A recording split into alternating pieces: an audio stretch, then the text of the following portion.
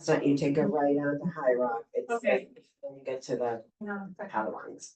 Calling to order the Tree Preservation Planning Committee for Monday, August 11th, 2025. And we are gonna just take a quick roll call attendance because we're just on the right side of quorum. I just want to note that, and we'll do a roll call because Fred is online. So Fred, will just start with you. Yes, present. Thank you. And Oscar Yes, here. and Josh. Here. And Nick. Here. I'm here, Heidi. And Kurt. Here. Erica. Here. And then, of course, we are joined by our wonderful staff members, Gabby and Ed. Hi, how you doing? Come on in. There's a other seat.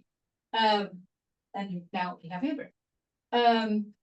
So I know the first thing on our agenda is to approve the minutes, but given that late and summer, I'd like to move directly to our special guest, town council, Chris Heath, who's here to talk with us about the logistics of a working group. And also to give us some recommendations about how to approach writing a bylaw and all of that stuff. So let's start with that. We can squeeze those minutes onto the administrative updates. Yeah. Okay, so Chris. Great. So I guess first, just a couple thoughts about tree bylaws in general. I understand the committee is sort of moving in this territory of starting to think about bringing something to a meeting. So just wanted to sort of get in and start talking a little bit about what that might look like and some, I guess, do's and don'ts about tree bylaws generally. I've got a couple brief prepared comments, but really more, I'm happy to answer any questions that you guys may have. So feel free to interrupt or ask anything as we're going through it. One thing that I think is important to think about when we're talking about crafting a new tree bylaw in town is the constitutional issues that are attached to this. And I think tree bylaws are a little bit unusual in terms of general municipal practice because we don't always have to be overly concerned with federal constitutional issues in other types of bylaws, but we do need to think about them in terms of adopting a new tree bylaw. And that's for a couple of reasons. One, one category of tree bylaw might be prohibitory in terms of a tree bylaw that generally prohibits removal of trees. Prohibiting removal of trees can have the effect of reducing or in some cases eliminating property owners' ability to develop the property in a way that they would otherwise be able to do under zoning, subdivision control, wetlands, etc. So in terms of prohibiting tree removal, we need to be careful about not going so far as to invite a claim that we have effectively taken the property from the property. Another category of tree bylaw that you see all the time and just about everywhere in Massachusetts is a tree bylaw that imposes mitigation fees meant to cover some of the cost of the impact of removing trees. In that case, too, we need to be careful about not imposing a fee that is too large or too disconnected from the actual impacts of the tree removal itself. Because if a fee is not sufficiently connected to the impacts of actual tree removal, that fee will run afoul of federal takings law. And again, invite a claim that the fee has gone too far. Standard there is that any mitigation fee imposed by a tree bylaw needs to have a demonstrated nexus to the impacts of the tree removal and be roughly proportional to the impacts of the tree removal. And you see that comment all the time. I've spent some time in preparation for the meeting going through the Attorney General's decisions, reviewing and approving tree bylaws in other communities in Massachusetts. I don't know if everybody's aware of this, but any bylaw change adopted by any town in Massachusetts goes to the Attorney General for review.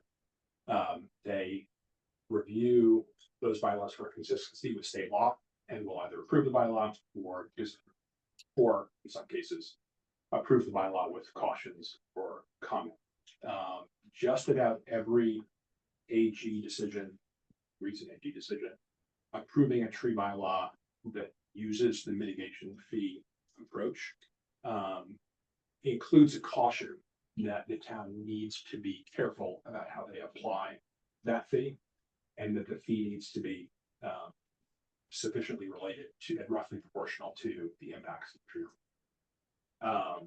The Attorney General does not disapprove bylaws on that basis for this court, because that concerns a federal constitutional takings concern. The AG does not review bylaws for consistency with federal law, only with Massachusetts law. So they basically include that warning in all their approvals.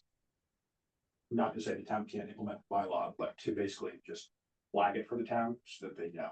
And I think what I take away from that is that it's important when adopting bylaw of this type, if we want to go down the route of trying to implement a mitigation fee, that we devote some real thought for adopting the bylaw to what those fees ought to be and how to keep it so that those fees are tied to the actual impacts of the tree removal, as opposed to arbitrarily pulled from there. Suggesting we would do that, but it is important that we be able to articulate in the event of a challenge why the fee was selected and why the fee is sufficiently to impact the tree. So those are the sort of the main things to consume. Well, I guess, and backing up, because of those concerns and sort of the remote but present concern that enforcement of a tree bylaw could realistically lead to a federal takings claim. It always seems to me when I'm looking at these in other towns that the conclusion other towns may have reached when they're adopting their bylaw is that this bylaws like this are something of a balancing act, where you want to protect trees, encourage them not to be removed, encourage their preservation to the maximum extent possible, and implement, in some cases, a fee structure where removal of trees can lead to the contribution to the town planting trees elsewhere. But both the level of preservation and the level of fees sort of need to be targeted in a way that's going to not invite disputes with the property owners who you're enforcing the bylaw against down the road, because you see that happen. And there's a couple of federal cases where tree bylaws, these are all in other states, two out of three were in Texas, where tree bylaws similar to the ones that we see in Massachusetts were challenged. And in all three cases that I'm aware of, the federal courts found that fees charged were not sufficiently related to the impacts of the removal, and therefore could not be collected by the town. In each of those three cases, I think what my read is that what happened was the town was challenged and was required to prove that connection between impact and fee, and couldn't do it, and it probably couldn't do it because they hadn't thought about that sufficiently ahead of time to be ready for that challenge.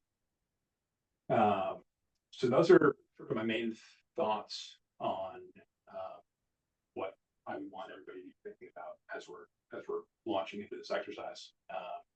And that's most of what I have, but I'm happy to answer any questions. Are you aware of any situations where the fees might have been challenged and they were able to prove sufficient relativity to the? I'm not aware of the police work that did meet that burden. Okay. Is it unmeetable? No, well, so there are probably hundreds, if not thousands, of examples of bylaws like this working perfectly fine and not resulting in a challenge. Probably in large part because the fees were arranged so that they were reasonable for everybody involved, reasonable for the property owner, reasonable for the town, and resulted in a good outcome for everybody that would short circuit the developer, property owners, desire. But I guess to that point, and this sort of gets into the difficulty of proving this connection. It's not just in the event of a challenge, it would not just be the need to prove the impact of tree removal generally. It might also be necessary to prove the impact of that particular tree removal at that particular. So it's, you know, it's in the event of a large mitigation fee assessed pursuant to bylaw. If it were to be proven by the property owner that there were no stormwater impacts, no environmental impacts, no impacts to nearby abutters, no impacts to, you know, if you could prove those things, the fee is likely going to be reasonable. If at that particular property those impacts were not present, it becomes then more difficult to defend the fee. Does that make sense? So I think one of the things that's important in this discussion is that this group decided in our last meeting that the bylaw that we would structure would, at least in the beginning, be very specific. So we would hold it to new construction. So this isn't gonna apply to someone taking down a tree on their property. It's not gonna be a wholesale, you know, bylaw across the board. It's gonna apply, you know, we found that the most egregious cases were clear cutting of lots for new construction. So that's where we're gonna start our efforts. And so, while I think this is definitely an issue and something that we want to make sure that we stay on the right side of, I think it's also not necessarily the same, like, For the narrow scope of. for the narrow scope of the, yeah. But if we are doing a mitigation schedule, it does count, it does take caliper. Yeah. Totals, and then it charges you a certain dollar per caliper, Sure. then that's clear cutting. So yes, the question is gonna be, what's the reasonable amount Right. per caliper? And you have to pay it into the fund as an option. Right. So, yeah, I guess, so, yeah, you're So right. it's not It's in an area where they're going to be doing tree removal, and it's now a question of. Right. And how does it's, the mitigation it's also process work. probably a different set of players. I mean, there are homeowners who choose to raise their home and do new construction, that happens. But we also know that by and large, it's not done that way. And in those cases, the lot is often clear cut for convenience. And so, you know, so I think it's just slightly more nuanced. It doesn't mean that we don't pay attention to this, we do, of course, but just wonder if it's gonna affect the conversation. Fred? Yes, I was just remembering that the information we got from the town of Wellesley indicated that in the vast majority of cases, the developer either saves trees or replants. And I remember you tried to get some dollar figures for how much they were collecting. But the answer was really that most of the time they don't end up with mitigation payments. I wonder if that has anything to do with this issue.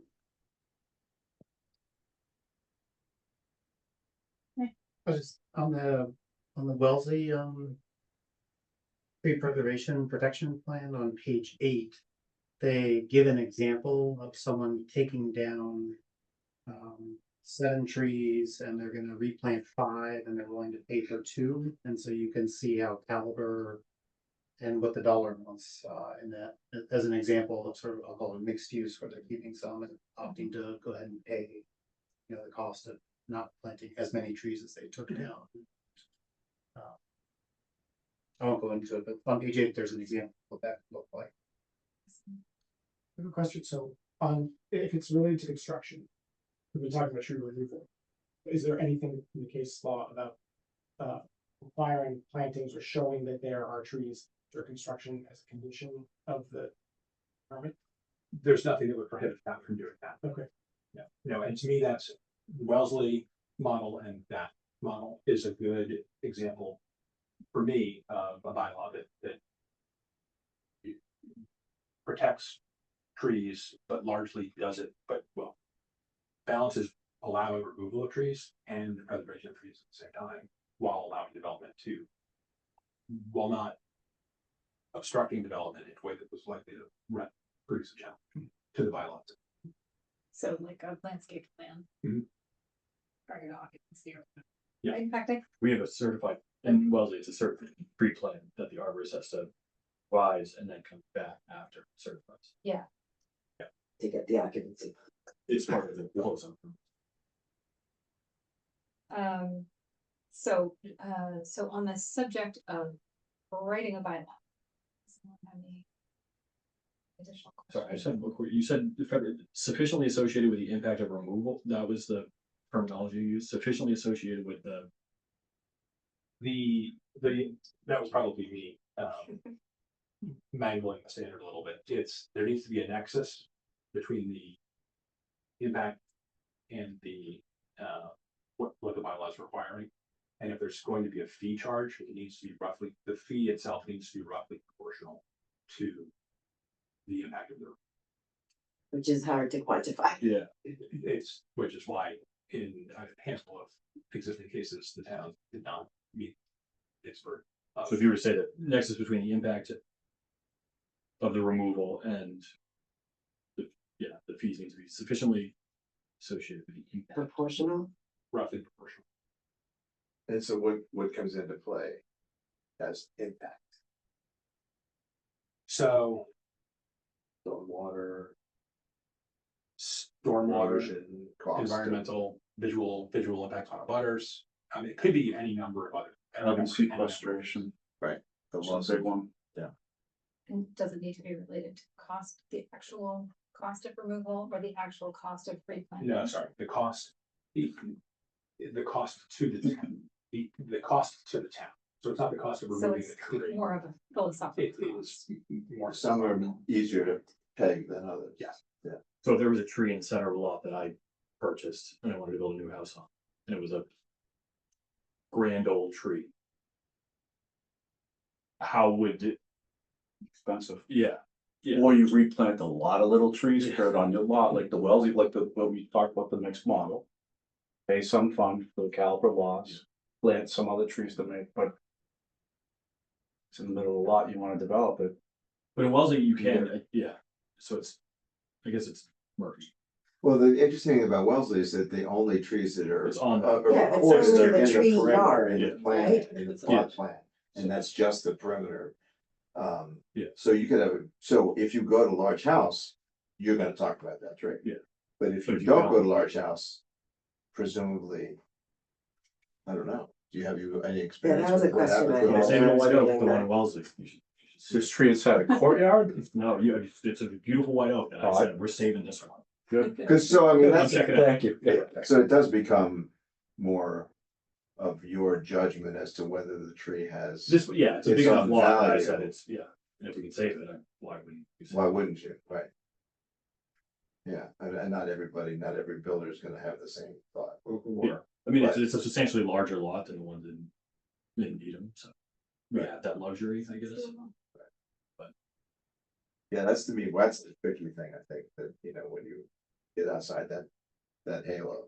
Yeah. Inside that halo, then what happens to the conversation? Yeah. Trees, but likely.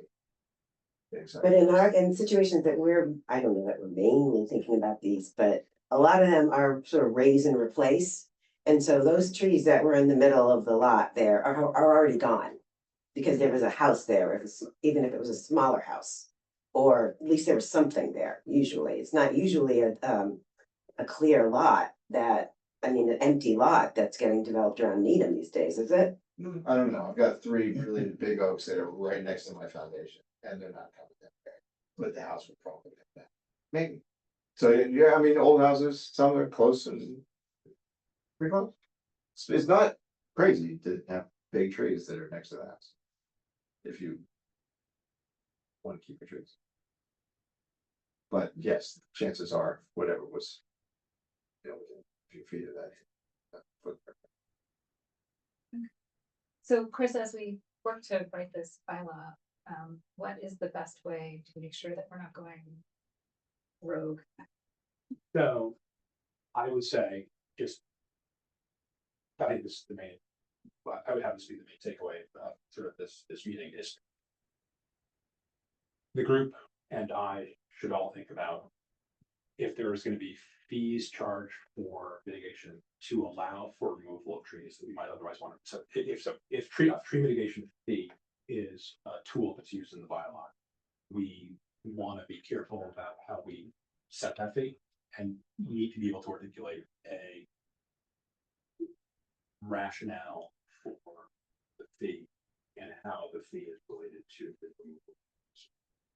And what do we have to understand about just property rights in general? I mean, we are talking about regulating private trees.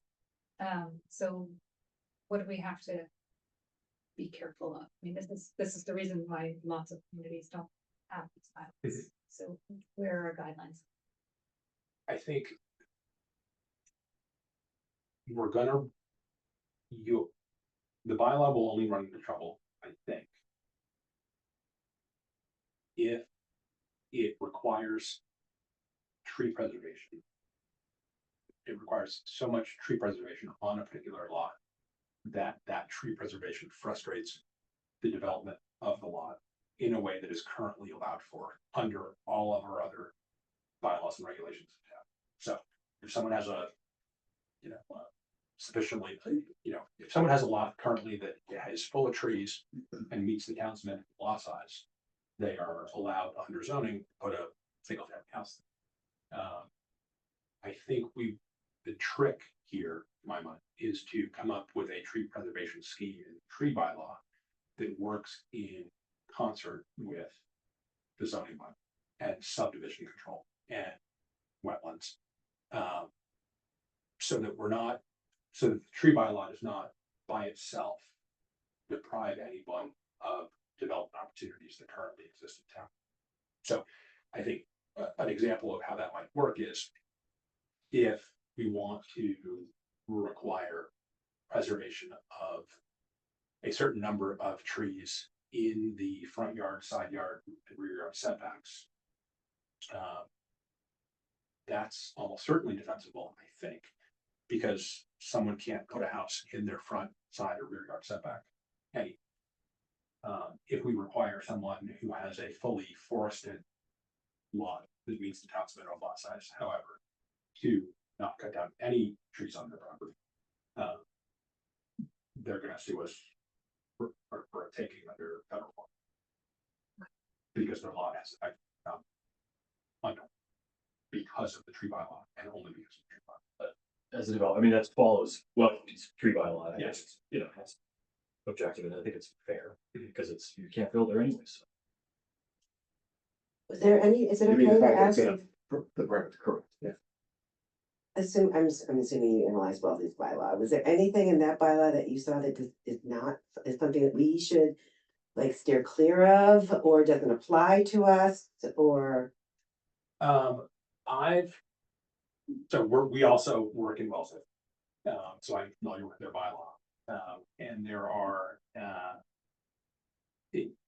and I understand from working in Wellesley that their bylaw works pretty well for the most part. So no, I don't think there's anything in it that we would necessarily need to avoid. I can think of a thing or two that I might, if we were doing a new one in Needham modeled on Wellesley's, I think I could think of maybe an improvement, a minor improvement or two, but nothing significant. Are tree bylaws most often zoning bylaws, or do they ever becomes? They can be either general or zoning. However, if it acts like a zoning bylaw, it should be a zoning bylaw, which is to say that if we were to, Wellesley's is a zoning bylaw, and because Wellesley's works with setbacks, I think that is consistent with practice. I don't think the Attorney General would look favorably on a general tree protection bylaw that said can't build in the front, side, or rear setbacks, because that's sort of using zoning concepts in a general bylaw, and they don't want to see. If, however, you just said, every tree that you chop down on your property requires you to make a mitigation payment of X. That doesn't, it's a concept, right? That would, I think is a general. Okay. So the next question though is, how to put this thing together. So, and by that I mean logistically, we don't have enough time or enough focus in our larger group meetings. But we were talking about establishing a working group, and the rules for working groups are entirely unclear to pretty much everyone in the room. So if you can help us to understand and build that Sure. concept, that would be great. So, this is like a hot issue in, municipal practice everywhere. Given the sort of, the importance of the open meeting law, and oftentimes the scrutiny with which words like this are, have to operate. The answer is that the open meeting law applies equally to the sort of what we call the parent body, which is this committee, and to any subcommittees of this parent body, if you guys create it. So that's stated differently. If this committee decides that it wants to create a working group of 2 or 3 members to go off and prepare a draft bylaw and set that working group off to do the work, it is like almost certainly created a subcommittee, and the working group will be subject to the open meeting law. So you should feel free to create a working group. There's nothing wrong doing that at all. But best practice would be to create the working group, post meetings, post an agenda 48 hours before the working group meets, hold the working group's meeting in a room that is open to the public, and take minutes.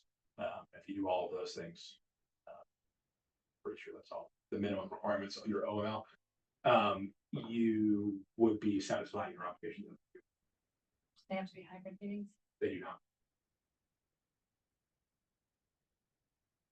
But do we have to have, if we have a hybrid meeting, do we have to have the hybrid meeting available to the public, or just in meet, just the room in public, in person, So if the working group wants to meet fully remotely or partially? or partially, if it's fully remote, you would do it over Zoom or Teams, in a way that was accessible to the public.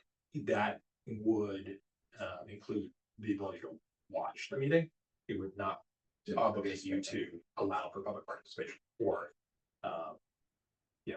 admit one screen, as long as it was viewable by the public. That would And work. the recording is required. Recording is not required. That is, I think, ingrained practice in town to record most or all meetings, but it's not required in the deal. And if it is recorded, it's immediately made to the, available to the public. Upon request, you would not need to post it as a matter of course. Are there any concerns about having a quorum meet in the working group of this? So the working group would need to be less than a quorum of this group. Otherwise, the quorum of this group were ever present, it would be a meeting of both the full committee and the subcommittee. So for the working group, are we assigning members? Is there a membership, or are we just saying, hey, You should come if you want and participate, except if there's a quorum, then we're sending people home? I think danger is not the right word. I think it would be preferable to designate specific members of this committee to be in the working group, so that everybody knows who's who. The frequent, and this is getting into the weeds maybe, but the frequent workaround to voluntarily creating a subcommittee is the committee can always delegate to staff the job of going off and doing something. Staff, if they are delegated the task of going off to create a draft bylaw or do anything else within the committee's jurisdiction, can sort of enlist the aid of other individuals, including committee members, as long as it's their discretion. So in other words, I'm not suggesting we do this, just sort of general OML background. But if the committee were to ask Gabby to prepare a draft bylaw, Gabby would be able to call me, call Heidi, or call Josh or anybody else in the committee. As long as she was doing that on her own motion, and it was not sort of specifically instructed by this committee to work with individual members of the committee. Does that make sense? I'm not sure. Yeah. I don't know why it makes, why we Well- have to do that, other than it's on her discretion to decide who she's involved Yeah, in. I'm not- wondering, not I'm wondering result. actually if there's. Or even point, like, which is worse for you, doing the whole, like, really, to start. Because starting and doing a draft, especially if we've sort of thought about what town we might want to base our draft on. And then providing that draft to this committee for edits and discussion. Is that more work, or is staffing a working group posting agendas, taking minutes? I mean, I think we have to think about what Yeah. that burden is as well. Yeah. And what the likelihood, I mean, if we start with a draft. That we then work on in these meetings and make edits to and changes, and then we can. I mean, maybe that is doable. I don't know. What do we think? So the process. You've we- just been through this. Yeah, the process with stormwater is a little different. We didn't have a subcommittee for some working group. Mhm. The whole committee looked at the bylaw, and so first we like identified. Well, we had the bylaw to start with, so we look at it. We don't have anything right now, so. The next step that we did is we looked to see what our surrounding towns doing. We started to do that already, and then we kind of did comparisons on the screen, like we had just side by sides, and we said, like, what language do we like? Like, is there something here that we like? And we also, I think we've already done in this group, we had like criteria of things we wanted to be included before we even started looking at the text. All right, well, so it's a matter of work. We should think through that, and just. See what the commitment would be, which you think is more manageable, because you also have a job to do. Besides staffing this committee. Okay, are there any, I think one of the things I walked away with in the last meeting was if we took the Wellesley bylaw as a working draft. And we were gonna add some needham brush strokes, a couple of edits, council. The bigger question wasn't whether or not this would be a good idea that this community would get behind. The question was, what would it take the staff to pull this, right? There was this huge, I felt like I walked out of there with my mind blown of like, the problem isn't the bylaw concept, it's the staffing to make something that everybody agrees is maybe fairly straightforward. And so To administer. to administer, what would it cost, What are the what would it cost Yeah. to implement the Wellesley plan? And it felt right, in my mind, that was a huge hurdle that we needed to understand if this was a very basic plan that's fairly straightforward and clear. What does Needham need to allocate in theory to make something like this happen? That was a huge question in my mind. Last meeting. And just to be clear, to bring the bylaw to a meeting or to force, to administer, Actually, enforce the bylaw. Execute it, yes. yeah, not to bring it to town meeting, to make it work. Yeah. I can share the anecdote from Wellesley that, I think there is a general sense that the bylaw is working well and doing most of what the town wanted it to do when they put it together. There is a enforcement and administration, I think, challenge because it is administered by the building commissioner. And it is administered by the building commissioner who was doing, a full day's worth of building commissioner stuff before the bylaw was adopted, and is now doing a full day's worth of building commissioner stuff and administering the bylaw. So I think that there's some tension there in terms of staff support and, whether there's enough to make it work. Rather than stated differently. It's working fine, but I think there's some. It's working fine for the residents. I'm finishing a site with a backyard is astroturf and a swimming pool and there are no trees. And I asked, what did he pay and what was involved? He just went, A check. You mean to Right here? get, this is here and At Wellesley. Well, maybe there weren't trees to start Okay. with. I think it highlighted the tension of. Yeah, he was willing to pay a small amount of money and there wasn't gonna be a big hammer coming over top of it to enforce it. So he was mostly inside the halo. The whole yard is property line to property line is astroturf. Oh, my God. And you're saying that, and those were trees, there were trees Oh, yeah. in the buffer, in the area, in the halo. Your football So side. he, so whatever. So I, Money was no object apparently. no, I don't think it's one of those homes. I think it's the tension of enforcement and, you know, what's in here and their ability to pull it off. I think they're good faith efforts, I think, to embrace the rules and work with it. But I think there's also some, there just isn't the bandwidth to keep up. To actually the enforcement. I see Fred has his hand up. Yes, I guess I was just, I don't know if other people have more information or Chris, if you have any deeper understanding of this, but when you say that the sense in Wellesley is that the bylaw is working, that seems kind of incompatible with having an enforcement time shortage. And I know Lexington was supposedly had trouble because of lack of enforcement. So, I mean, can you help me understand that any better? No, just, I'm not sure I can.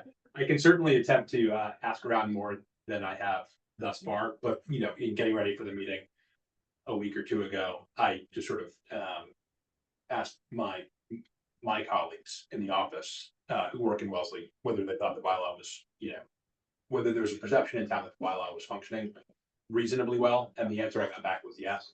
But I do also know that there is an enforcement challenge, so Yeah. I can ask around and I would I think encourage. Eddie can help us. Yeah, I think I can elaborate. So you're right. I mean, the building commissioner is enforcing a tree bylaw. He's not an arborist, so he doesn't know anything to do with landscape plans. It is working because you got good builders that know the process. It's pretty clear. Plant, replant. It's a very clear bylaw. And I think that was a great point.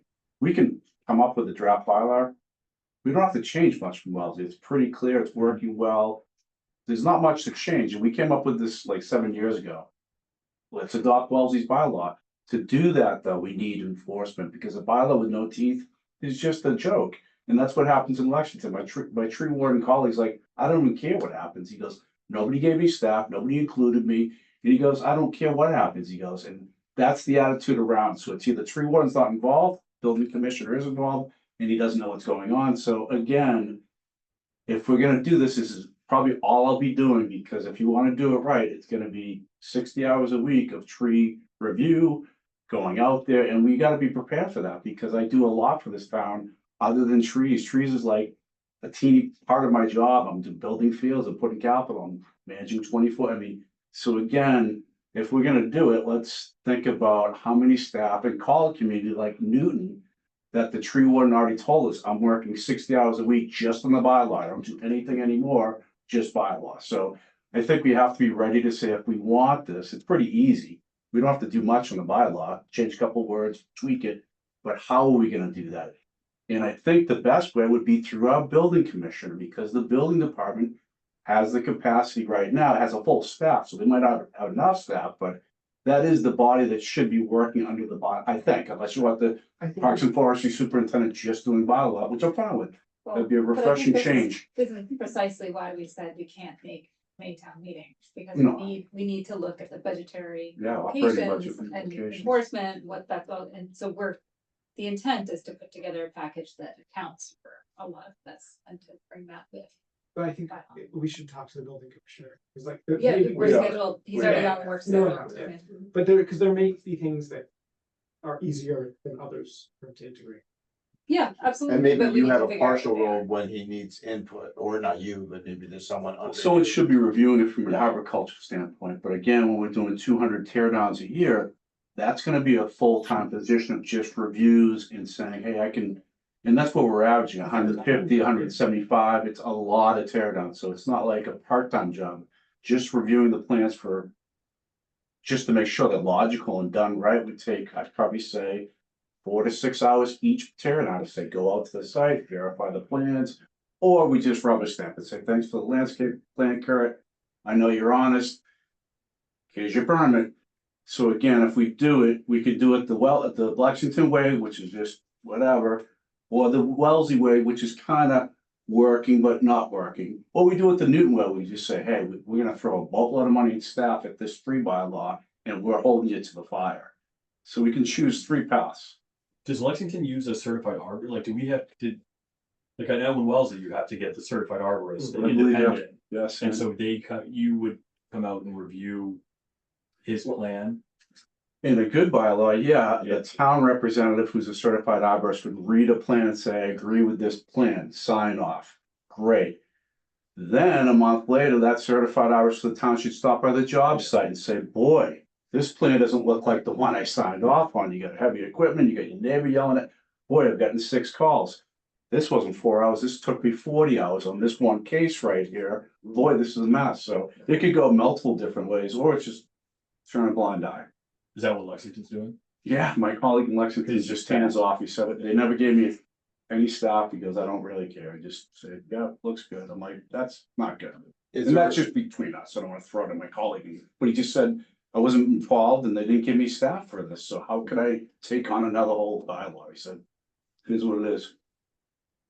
Is there a requirement that the certified arborist hired by the homeowner or the builder actually performs the inspections? Or are you then the one that takes over and confirms It that could be what any has way we been want it. proposed? Without what we write. So we could write it into the bylaw. I don't know how Wellesley does this, but I would imagine that if you pay for the certified arborist as a builder, that they owe you a follow-up to confirm, because usually you have consultants confirm what's built. So So you have an as-built review. I wanna continue this conversation, but I want to first make sure that we have asked Chris all the questions that we have for him on the operation of working group and the bylaw so that he can go home.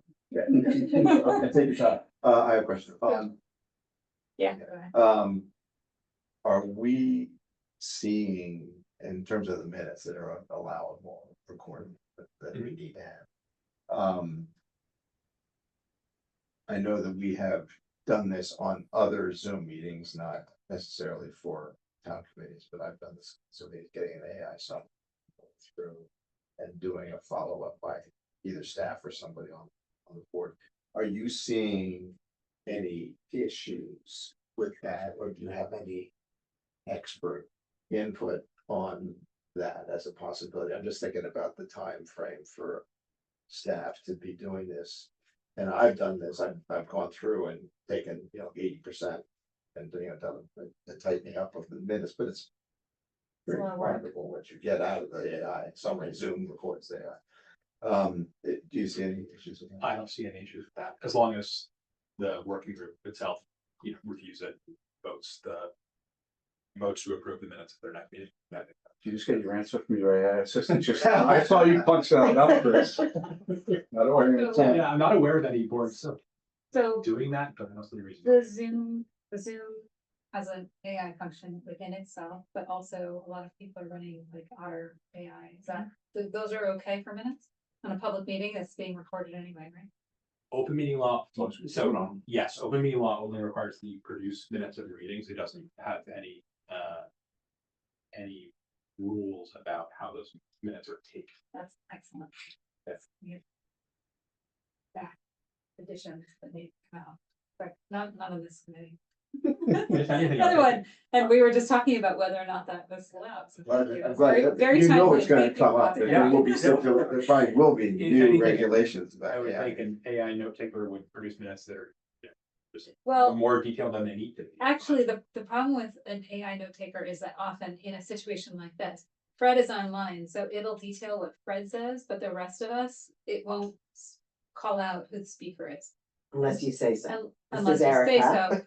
And so Which is why whoever's you have to go, looking the at staff the has to minutes, go you back. may have to go through and But then, you have to have, and you can like real watch the eyeballs. meeting and Yeah. watch the transcript Match at it the up. same. Yeah, Yeah. but it's, I mean, it's But still it's still less. so much easier still and less. faster than. Did you have something you wanted to? Oh, add? are the AI notes public records?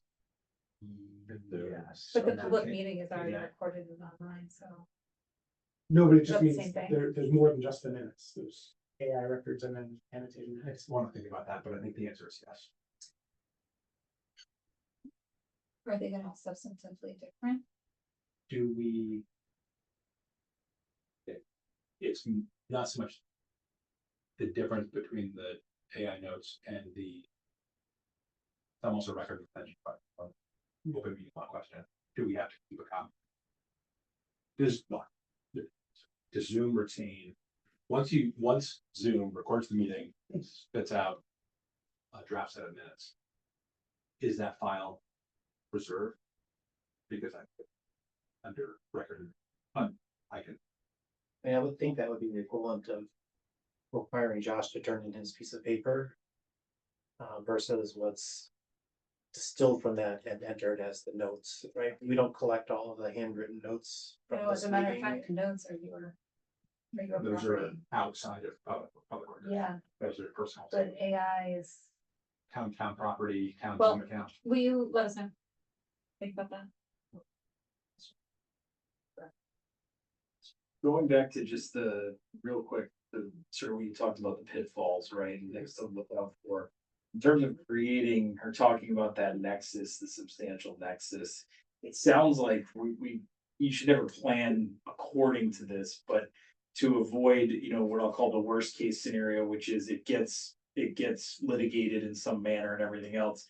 It sounds like creating some kind of record as to the rationale is way more helpful, because it sounds like that's actually the pitfall that maybe some of the Texas cases fell with, which is like how do we recreate the record that maybe doesn't exist of what the thought process was, and so in a way, maybe it's in a way self-serving, but you're saying this is how we came up with this number, in whatever format or however you're doing that, not necessarily in the bylaw itself, right, but in some kind of record where it's like, okay, this is the rationale. I This think is, that would be we great. thought this was a fair characterization in trying to quantify, what the costs are. Absolutely, I think that would be a valuable resource to have in the, preparation for the town meeting with the bylaw, and certainly in advance enforcing it and getting in trouble and having to defend it in court.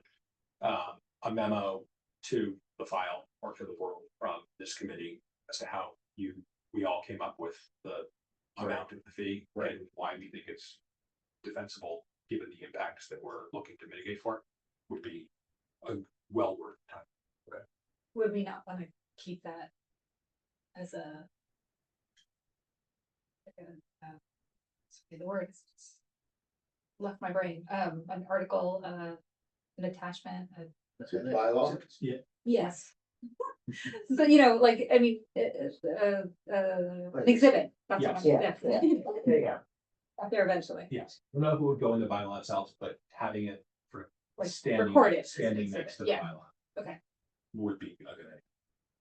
So the Wellesley one has an appendix B, which is the contribution rate schedule. So you can read, how many dollars per inch. How that then gets applied to the formula inside, but there's no additional detail. It's basically inches and dollars.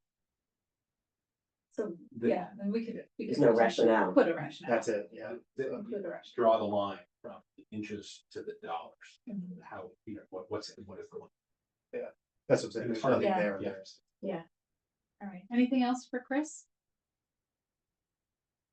Thank you so All right, much. so thank you all, it's nice to talk to you, and let me know if any other questions come up.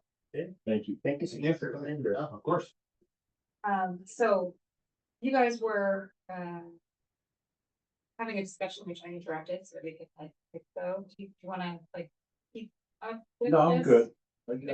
I think we Thank you, Eddie. don't wanna litigate the various pieces of potential bylaw right now, but I am thinking that maybe starting with the draft and submitting it to the full committee might be, even if we end up going with a working group, still a good place to start, so that we get everybody's input on what our priorities need to be for that. So I don't know, does anyone have any thoughts on how to move that forward? Does that sound like an okay plan?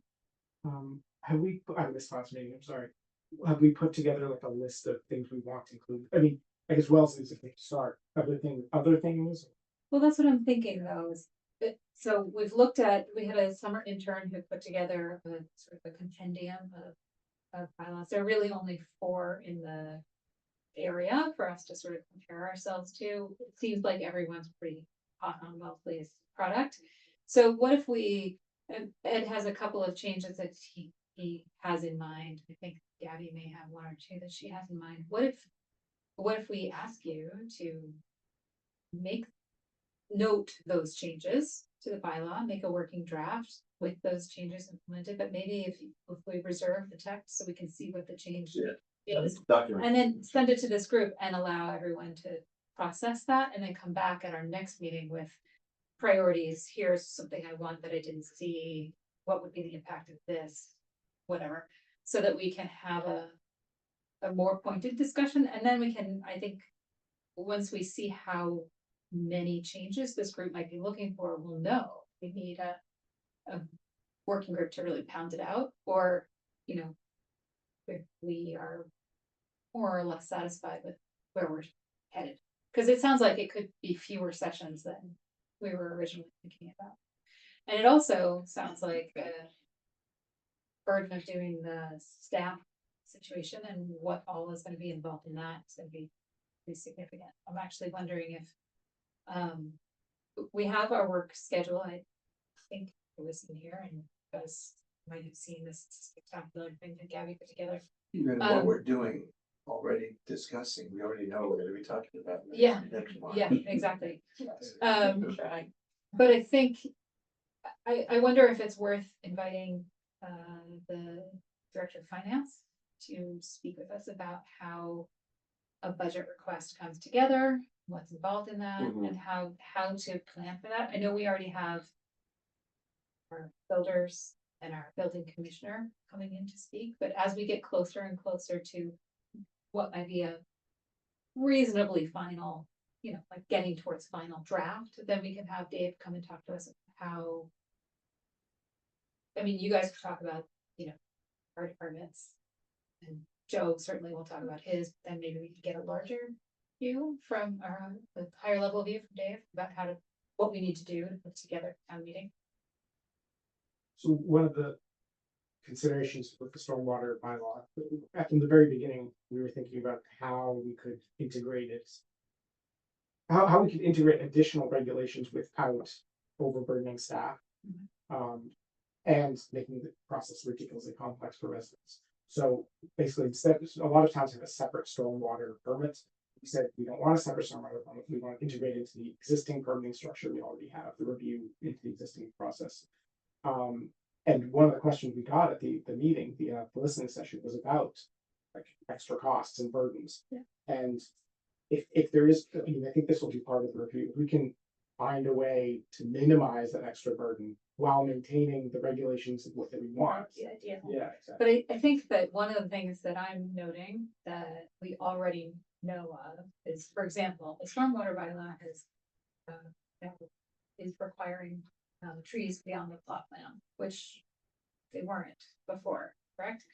So not only, I mean, and that's great because we were going to do that and we still will, but now it's in both places. That's fantastic. But one of the things that we had talked about wanting to do and needing to do to complete our goal, which is to track the difference over time, is to record that information somewhere and not just on the plot plan. We have to count those trees and put them someplace so that we eventually have in 10 years, we are not running through plot plans. We're looking at a database that has a count of all these trees, so that we can plot those change over time. That's a different burden than making sure that the plot plan that we're looking at right now is complete.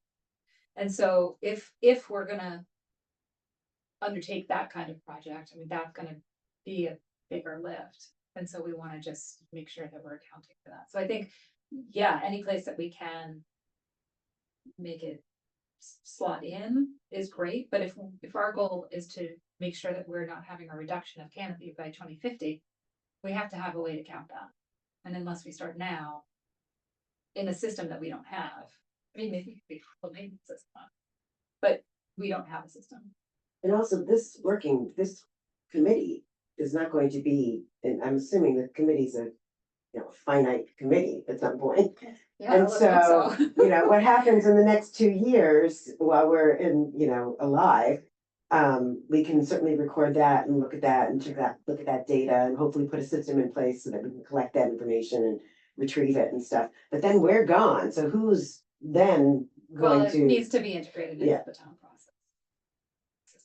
So, yeah, so I mean, I think So there it needs will an owner hopefully be some and a- places where there's lower burden, but I think what we're asking for is slightly different than the stormwater committee is asking, for. So there'll be some. differences.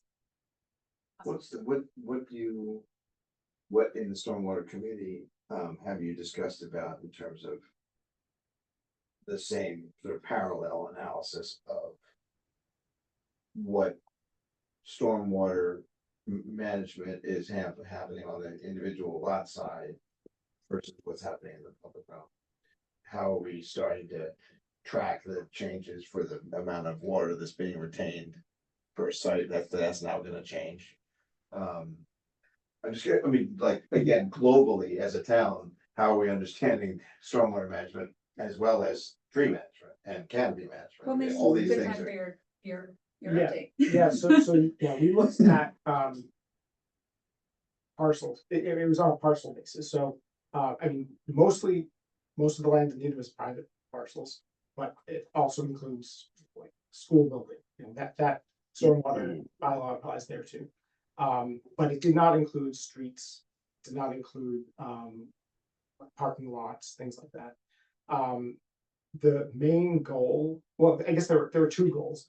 The stormwater bylaw that was passed, that we have in place since 2018, only looks at water quality. And there was a desire a need to update the regulation to reflect updated permit requirements from the EPA for water quality. And then in addition, add regulations related to water quantity so that we can control how water spreads to neighboring properties. And the goal is to keep as much water as possible on a property, rather than having it seep onto a neighbor or in the public way. That was the frame that we approached it. I guess the analogous thing here is that I think we're looking at trees in two different ways. Like there's public shade trees that aren't on a parcel, but then which are Those are already regulated. right. And then there are there's parcels, trees that aren't in the public way that really have no regulations for. No, I know, so it's so I'm assuming that there must be some data collection by the town, by DPW on the water management, Yeah, both potentially quality and maybe quantity on streets and in the public realm. so I don't know that for a fact. There's a but I'm- brand new report. yeah, so we're talking about Actually- that tomorrow. So but- that's our baseline, or is that? No, so when a permit is applied for, it is possible that the town engineer can calculate how much water will be on site, will be displaced essentially as a result of the new construction. That can be calculated. But right now, we have no regulations about what to do with that. So basically, this new bylaw would require that calculation to happen, and there's an enforcement mechanism to make sure that that amount of water, whatever's calculated, remains on the property. Josh, it's modeled after a 1 inch, 2 inch rain. There must be the calc on the rain, 2 inch rainstorm, or we used to have a Yeah. certain. Yeah, so It's just been raised, right? the current bylaw is 1 inch of water over the surface of the roof line. So it's the square footage of the roof line times an inch. That's how much water has to remain on site. And that would be increased to with the new bylaw, 1.5 inches per impervious surface, not just the roof line. Okay, and then just for everyone's knowledge, there is a new stormwater report master plan that has just been released. It's in the select board packet we'll be talking about tomorrow. It's humongous. It's like really. That's public realm, that's town. Yes, yes. analysis. Fred, did you have a question? Yes, Josh, I was curious to hear at some point, it doesn't have to be tonight, how the stormwater group decided on requiring the planting of trees times the number of infiltration units, leaving out any fuss about how many trees were there or how many trees were removed. I mean, I'm just wondering if if this is a simplification achievement that we could learn from or, borrow. So that was a recommendation of our building commissioner. And so I think it came from a couple different places. First, the recognition that we have no tree preservation requirements. And so in there, it says absent any other regulation. So if we propose a regulation, then that would supersede whatever's there. And then it's a simple calculation. It's easy for him to enforce. And describe that again? 3 trees per infiltration unit. So if you have so much impervious surface, You you need need- to install infiltration units, you also have to install trees. So this is then should be somehow connected back to whatever. So there's gotta be a difference in the quality of the stormwater retention based on the age of the tree. Right, so I'm assuming a 100-year-old tree is gonna, Yeah, but it's mostly to Do- deal with these clear cut situations where the lot is cut. Yeah. The water's gonna run off, so the calculation says that they have to put in the infiltration systems. And then just to top it off, they're saying it's trees. I mean, it's not like the tree itself and the absorptive amount. That you can count for, that's not in the. I think it does say 2.5 caliber trees, like that's the minimum, like you can have more, but that's the standard, yeah. so we should be careful about whether you guys have certain tree requirements that are. Well, But no, whatever we do will it's- supersede that. Yeah. The way it's written. It's written. To do something in the absence of our bylaw, but then back on that. Sorry. Oscar, oh, sorry. I just wanna, I wanna keep circling back to the finance part, and I just, if the second round of this, we're looking at this policy as something that is seriously worth entertaining, and the hurdle is understanding the financing of implementing this. I just hesitate spending any more time massaging this before being able to say, we understand what it would cost, and so therefore it is now worth us massaging this. But we also Right. can't understand what it would cost until we're understanding what we would want to do. But what I felt like I've heard is that there aren't major changes that have been asked about this. There's some wordsmithing or tweaking, like those are the phrases I feel like I've heard about this, not we gotta rip out pages 6 through 10, because that will never happen. This is a pretty good working draft, and we could start swapping out Needham and Wellesley and might change a couple words here and there, but as a draft for us to understand what it would cost to implement, I just feel like asking staff to spend time on something that I just don't know what that energy will get us in terms of answering the question of what would it cost to implement? Are the changes that are being entertained, would that change how this would be staffed or Maybe. financed or administered? I wonder maybe what Ed and I can do is we can take another look at this and look at changes and fact changes, but then also flag estimates for staff hours for each component. That's a good idea. And then we can just kind of see what that builds out to, and it'll just be estimates, but. And it's go off a of, starting point. 75 teardowns a year, whatever it's been for the last 5 years, whatever that. Yeah, and I was even thinking like, for this one component, like the, like record keeping for plot plans, this is like 0.5 hours. Next one, like just like That simple builds one to by one, The yeah, staff impact of exactly. doing something like See this. the Yeah, that was my collectively question. across all We the should be sections. understanding it as soon as we can, because I think it's critical. So, yeah, I think it'll dictate some of the decision making about what we like or don't like about this, because you could say, okay, well, if we had to trim X number of dollars out of this proposal, we could potentially see how the levers could get pulled, either to raise money or to reduce the hours, because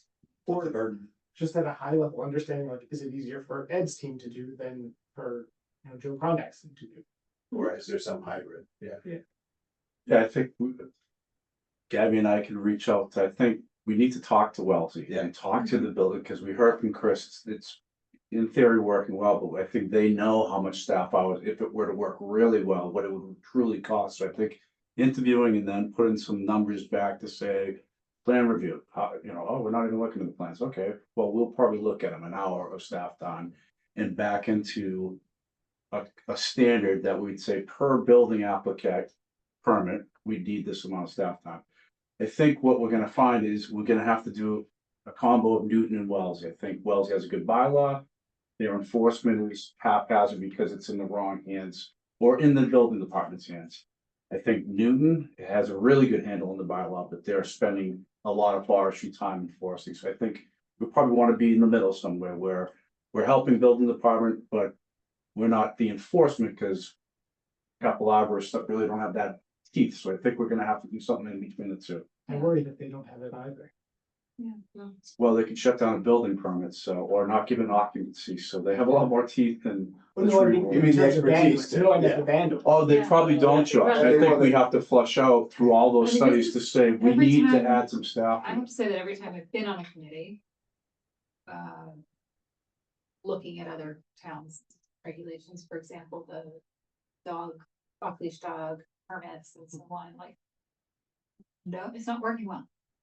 It's working okay because they're issuing permits, but like, the staff is totally over it, you know, from an from a operational standpoint, and then, of course, from an enforcement standpoint. And I don't mean over it like the program is a pain. I mean, and it's not just that one, it's all programs. It's the tennis program. It's like all of these things have an operational lift that's not accounted for in the bylaw. And if we're gonna make this work, I think we have to consider it. One thing that I did wanna just mention, specific to the stormwater bylaws, it seems like in our discussion with Joe Prondak, or your discussion, it seems like the template for the plot plan is being changed to accommodate a lot of this new stormwater regulations, and I wonder if while we're doing it, we wanna look at.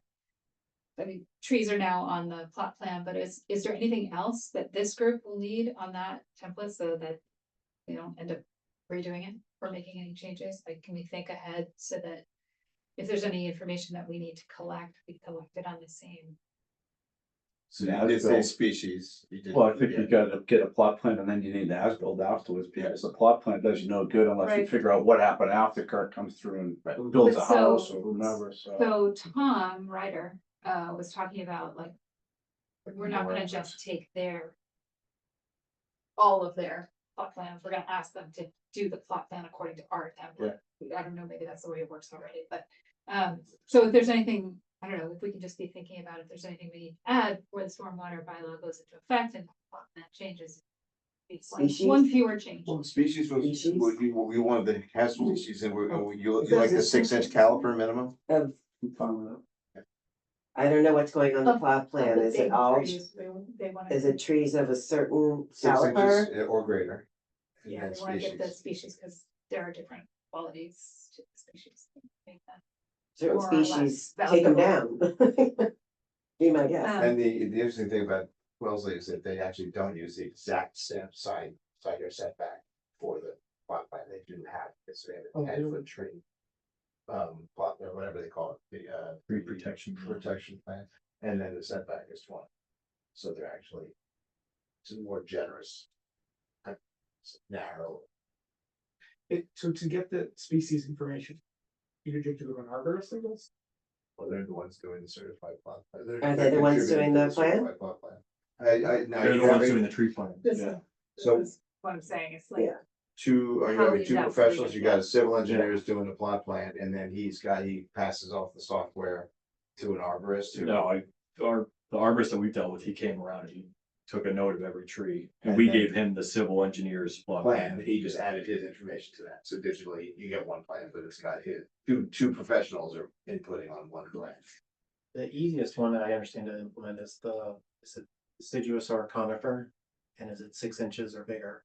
That seems simple. And your Yeah. Is that average enough? Joe can, Whatever we want, you know? you know, So we want to figure out how many Well, we maples. can make some Right, recommendations. Well, here's the thing about that, I'd say put all the species. I would too, because some are Could be a invasive. white pine tree, it could be a tree of heaven, so Tree it of could heaven say or an invasive species. Norway maple I'd say and identify the type. I guess Ask we for- can decide what we're gonna do with that. So if we did collect the species we information. can exempt certain trees. Well, it's also Part of tied to the the reli- mitigation costs. Yeah, so if there's a Norway maple that's 7 inches in caliper and they wanna remove it, we don't put a penalty on that because it's an invasive species.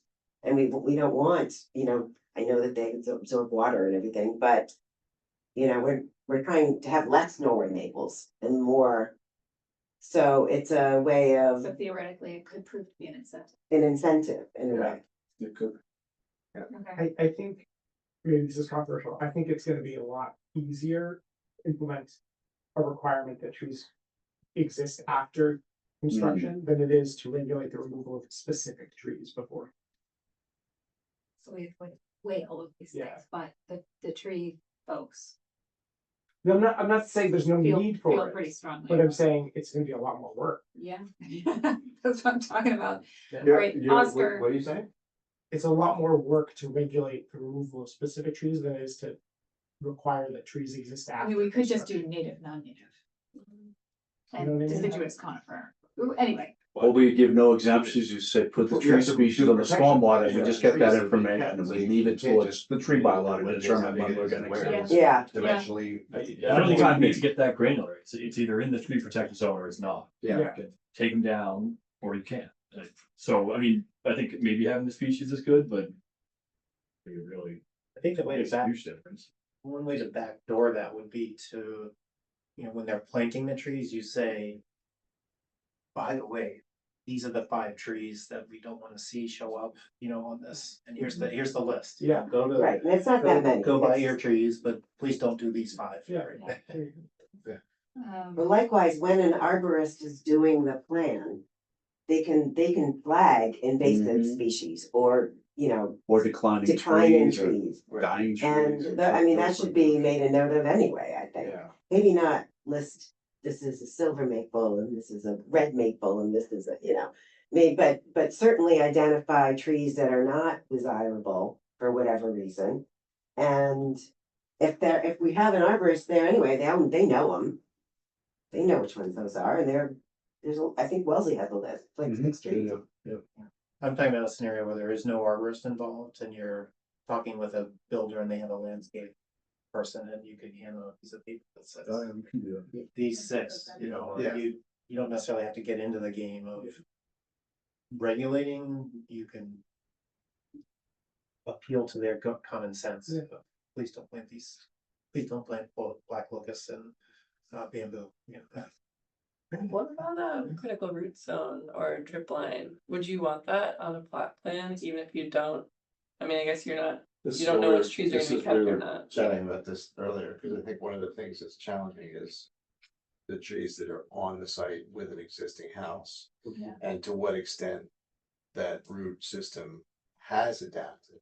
Mm-hmm. So there's not like perfect critical root zone diagrams on a blank slate. You've got some sort of adapted existing tree root structure that's asymmetric. And it's existing. So to me, the most important part of all of this is what's being saved and the plan to save it. And then the execution of the saving. Because if you don't, we were talking about the compacting of ground, you have to be really careful if you've got something that's on your perimeter. And you've got an adapted existing tree with an asymmetric root system, you have got to say there's some like limit to, because it went up to an existing house. Yeah. Right, so you're gonna knock down that house, but you're gonna be driving trucks all over the whole place, so you have to be careful about where you're protecting those existing root systems.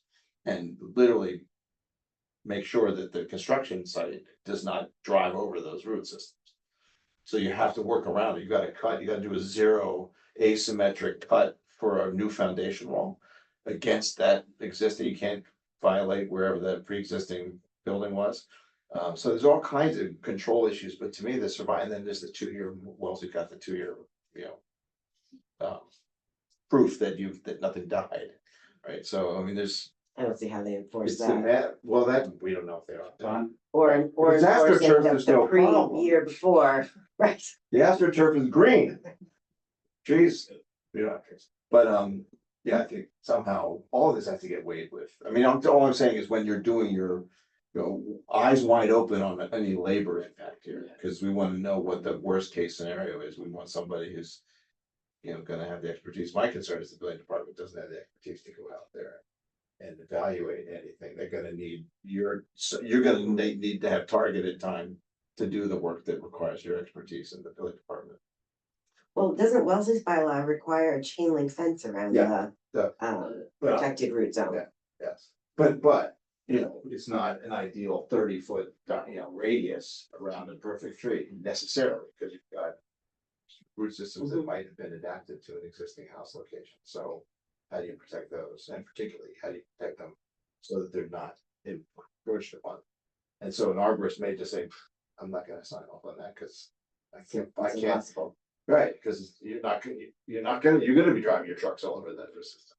Or there's enforcement that you can't, That or was, there's something. actually, that reminds me of another thing in the stormwater, we separated out requirements by phase, pre-construction, during construction, and post-construction. Yeah.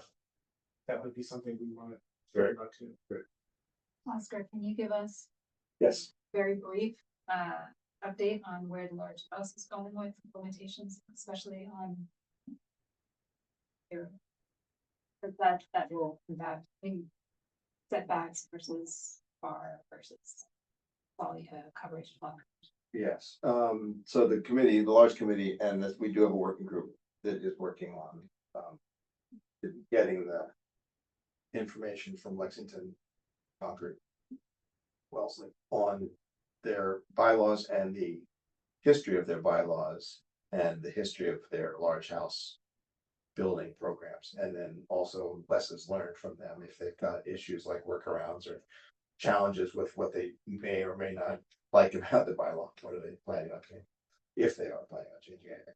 So all that's good for us for background, and then parallel to that, we have as a working group looked at all these houses in town and done our own surveys of their level of appropriateness and size to their neighborhood. So we have a kind of a soft scale about what looks to be too big and not too big.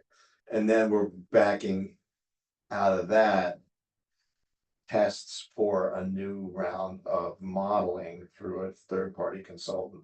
And we are taking 3 existing anonymized houses on 3 different lot sizes between 7,000, 7,500, 10,000. And those are the 3 houses that were deemed too big. And then those are going through 3 reduction cycles.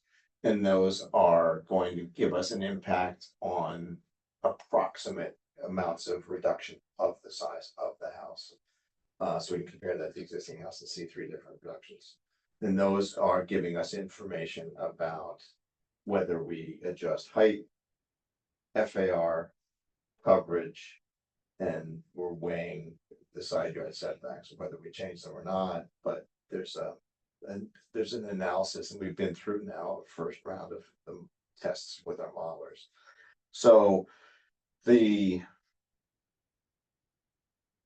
takeaway is that again, this is all sort of driven by the mission statement, which is to analyze the history of what's going on since the 2017 bylaw, and then to see what the impacts are on the current trends of large houses and scale of houses, and then to address what would be appropriate potential controls of, and we are changing the definition of FAR, so it's not just first and second, but it is going to be first, second, and third, and garage.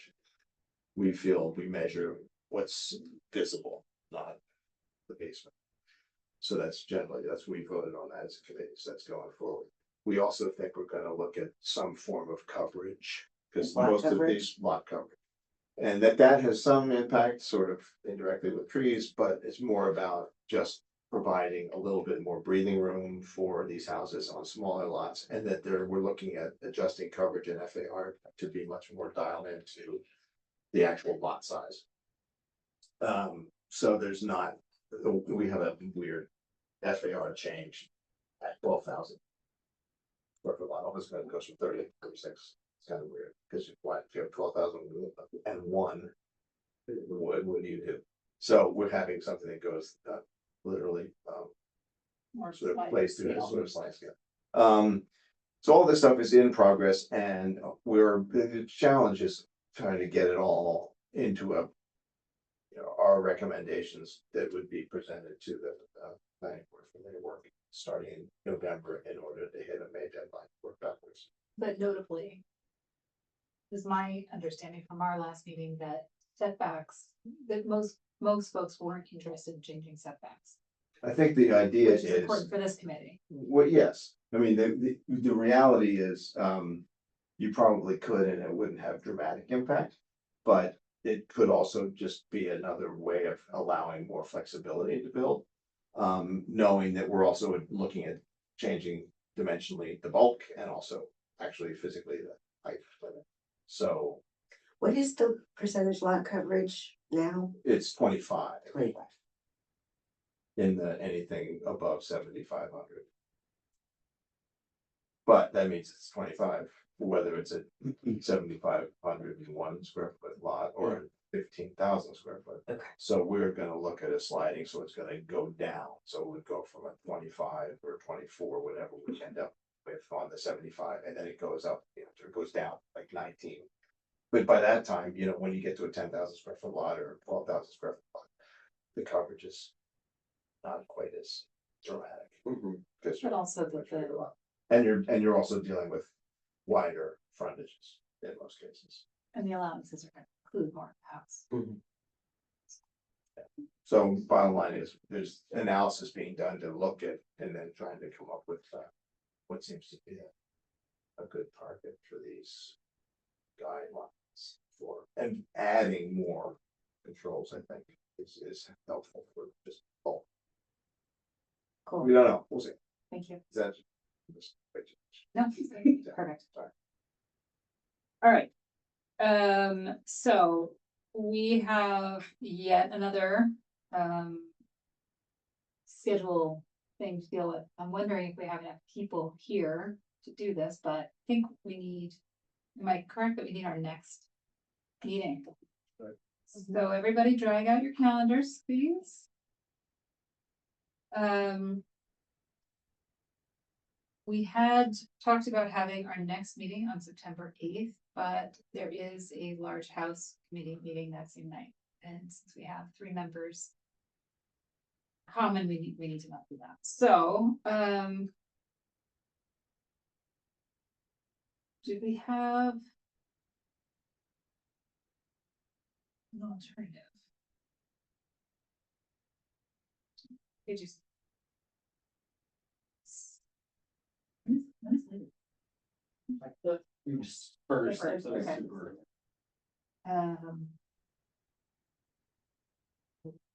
What did you say? I don't see any, that's okay for me. I could do that. Pollard community session. I'll be Oh, on Zoom because I got surgery the day before, so we laid it out. But I'll join you guys. I think you should not. It's neat, so. Maybe if you're high as a kite, in which case it's you doing. It's just. It'll be neat surgery, entertaining. so Yeah. I'll be fine. Well, Josh and I are on a other committee, so I think we, as far as the 2 of us goes, we'll have had that information. So that we need to go to that. So if that's okay with you, then, so the 10th is good. And we'll just have to communicate that out to the folks who couldn't be here today. And make sure we get breaks. Awesome. Okay, well, that was easier than expected. That's always nice when that happened. And then you guys saw the more comprehensive list that was impacted with all the dates. This, I think, right? Gabby sent me. Yeah. Okay, and then, so check, that's done. So we wanted to have a discussion, well, we wanted to review the Wellesley tree line law. Before we do that, because well, let's talk about how we want to handle that. Do we want to discuss that here, or do we want to have, as we just talked about? Because everyone's read the tree bylaw. What I might suggest is that if there are things that, having read the bylaw as it stands, that you have, excuse me, questions about, or that you had noted that you think needed to be changed, why don't we talk about those things and like skip over the things on which we have consensus? Mhm. So that when as we're asking Ed and Gabby to compile sort of a track changes draft, we can just include those from the get-go. So that we can all discuss them next time. So did anyone have to scroll to the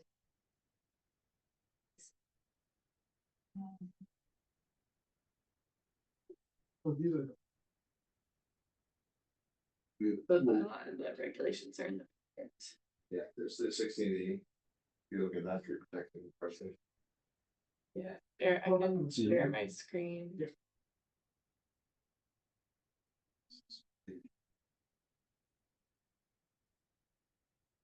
one thing? I had one question actually about a definition. Which is on what's like page 1 of bylaw. It talks about caliper, saying the diameter of the tree trunk. For trees up to and including 4 inches in diameter, caliper is measured 6 inches above existing grade. I thought that caliper was measured At at chest. chest height. Breast that. Yeah. Was, Might have been a typo, but yeah, you're right. okay, so this is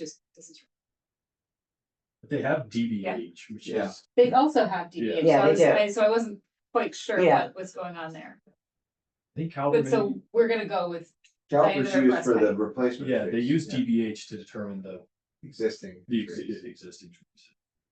So yeah, well, you're not gonna measure a brand new sapling as a breast height. You're gonna buy a 3-inch or a 2-inch or 4-inch, whatever.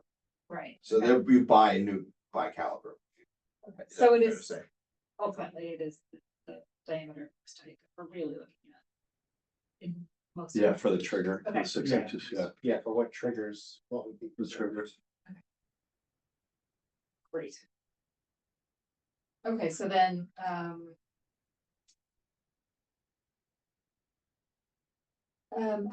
there was one, the protected tree. I had a question about this, which was, how would you know if a tree was removed 12 months prior or Exactly. prior at all? Google Earth, I mean, there's technology that can go, I mean, look at Artie's report that we attached to the agenda tonight that shows comparatively speaking, how many, I mean, Artie did that just by Google Earth, I mean, he didn't go out there and measure and say this was 1 tree, 3 trees, but it's doable. So you think. It's not the most accurate, but So it's mainly just collecting canopy information. or visual or knowing the site, or I mean, I guess, Well, neighbors I'm asking because information. it's gonna impact what kind of staff, Yeah, time estimates we're talking about, so. I was thinking about that You too. wanna think about, Hopefully we won't have to go into 12-month look backs, but Kurt, you think we get any shady builders in town that we'd have to be? Can't speak to them. Okay, doesn't I hope that. hang out. with the crowd. I think Britain's only found that a couple times where people do that, so I don't think it's gonna be a big issue. Can I ask a question though before? I think the biggest thing for this document is what is the intent of our bylaw, not their bylaw, so I think it starts by. The purpose, like, and I think if we scroll back to the start of this, what is our intent and purpose is like where we should start. Mhm. Like this conversation, what is the intent of this bylaw for Needham? Because we're Needham, we're not Wellesley. I think it might read similar, but I think we all have to decide, what is our intent here? Like we heard from Chris, the intent is to not prohibit any tree removal, because we would basically break the Constitution, so. We have to figure out what the intent is. I think the intent from what I've heard is, we want to have people take a second look at the clear cutting of lots for new homes and be more intentful with the trees that they save. And potentially a combination of planting new trees and saving trees would be the ideal model of what we're looking for, but I think we have to word our intent because that's really the basis of what we're doing here.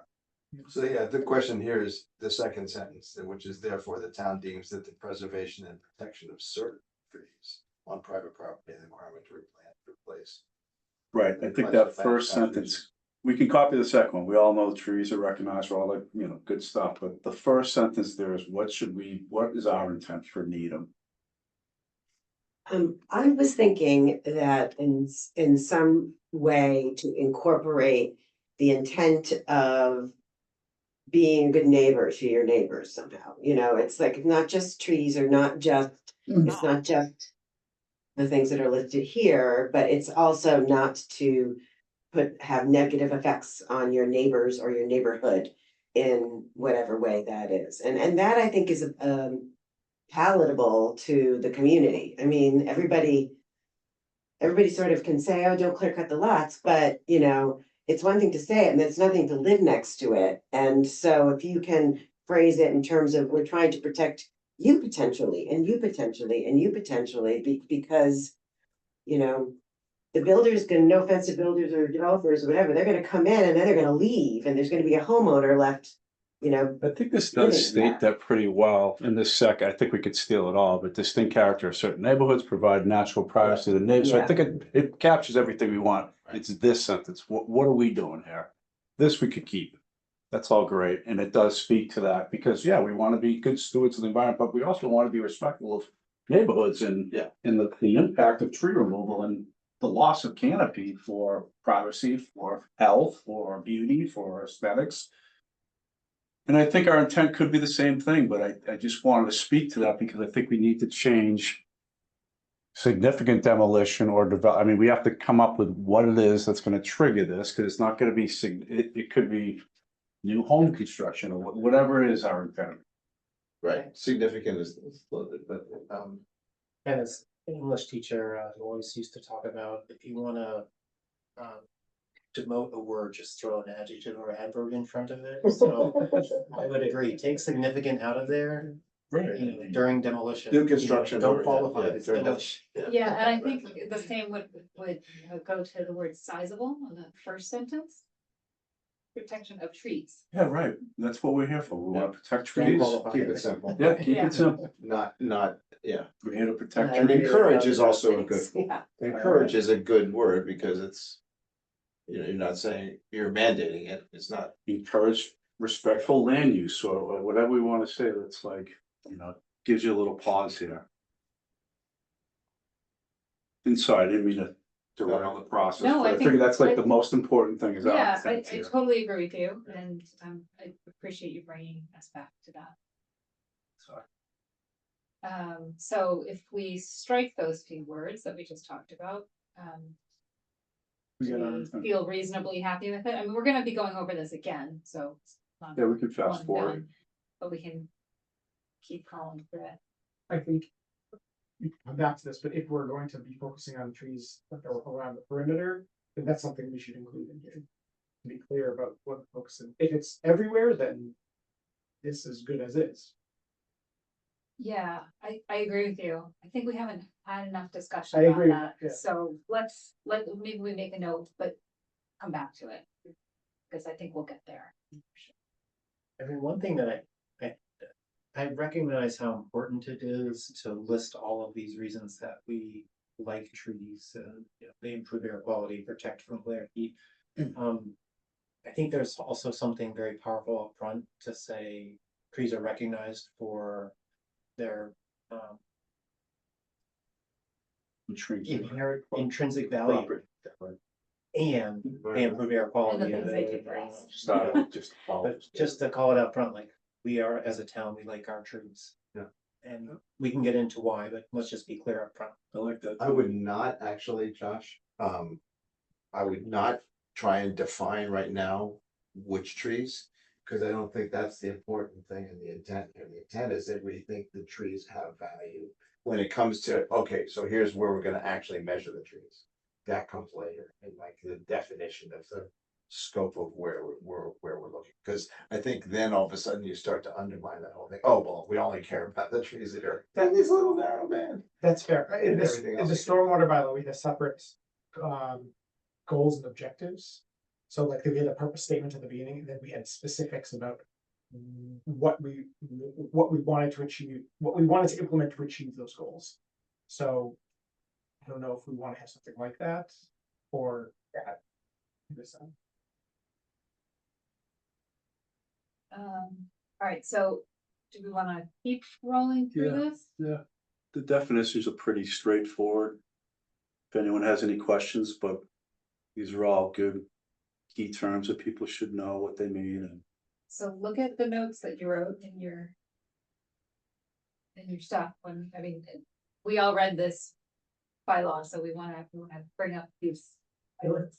The only thing I might add, if we use DBH as much as the Wellesley one uses that term, some sort of asterisk, I don't know, consistently on those pages, because as a non-policy person or as a non-arborist, you keep seeing DBH, and I think you're gonna end up like, what the hell does that mean again? And you're like, Go back to definitions. going back to definitions on page 1, right? It's the one term that gets used, I feel like over and over and over and over, and so being able to. Again, if you're a homeowner, recognize that very quickly through a document. And there will certainly be. Changes in applicability and non-applicability, because we're intending this to be a pretty focused bylaw, but. Yeah, for protected tree, we'd have to add in all our own zoning districts and Right, our own Rural setbacks. residence district A and all that, whatever's needed. But- So we'd have to rejigger that whole protected tree section. Just curious, was the change to 6 changed from 10 as a best practice or something? I think it was a And it's money just grab. changes? No, No, I think I think it was probably, they probably. Thanks. Trees were, I mean, Oh, 10-inch 10-inch caliper trees are just fewer and farther between than 6. and 6 inches is still money. pretty decent tree. So these are Wellesley's red line items. Yes, this is what they're. 3 years later, Yeah, with they the edited revised- their own tree bylaw. 2021, February. And we don't have obviously a tree fund yet, right? So. We do have a We tree. do. fund. We do. have a Is it the review. same thing that's gonna actually, That's right, would you John. use the same tree bank? Is it a revolving fund? Yeah. It is. Somebody, and it might have been Fred, but it might have been someone else. At our listening session, spoke up about the ability for. I guess it's sort of 6 of one, half dozen of another, but rather than making a donation to a tree fund. You could plant your trees on public land, with permission, obviously, not just sort of road replanting. But the nice part about that was that it does end up giving the town control over more trees and more of our canopy. Shifts the balance from private control of canopy to public. I've always suggested that to like conservation. I said, you force your applicants on these unattainable goals of trying to shoehorn all. I said, why don't you just say they could fit 5 trees and then they donate to the tree nursery, the other 10, and we'll put those on the public, but it's been slow to catch on. a little Yeah, bit. and I suppose practically speaking, you're gonna want the money. It's not like they're gonna give you the trees. So it could kind of be the same thing, but I don't know, I feel like it'd be nice to know that that's what's happening. I have a question about that. So I'm just thinking of stormwater. Location is really important. Like you couldn't put the water somewhere else. You have to keep it on your property. Yeah. Is the location of the trees important to us? Like we want to, we're thinking about the tree canopy. Is it in aggregate over the town or is it in particular places? Both. Good point, Josh. If we're here to protect canopy. Tree anywhere is a good tree. To your point of, are we looking at areas of town? Yeah, Gabby and I have written a grant to look at heat islands in town and try to get federal funds to plant out industrial areas, but. To your first question, I'm with you. In my mind, though, the preference, the first choice is to keep it on the private Agreed. property. Me too.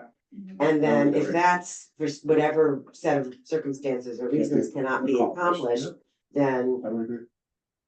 So I think we can. We can put that in the bylaw. That would be under replacement, right? Mhm. Mhm.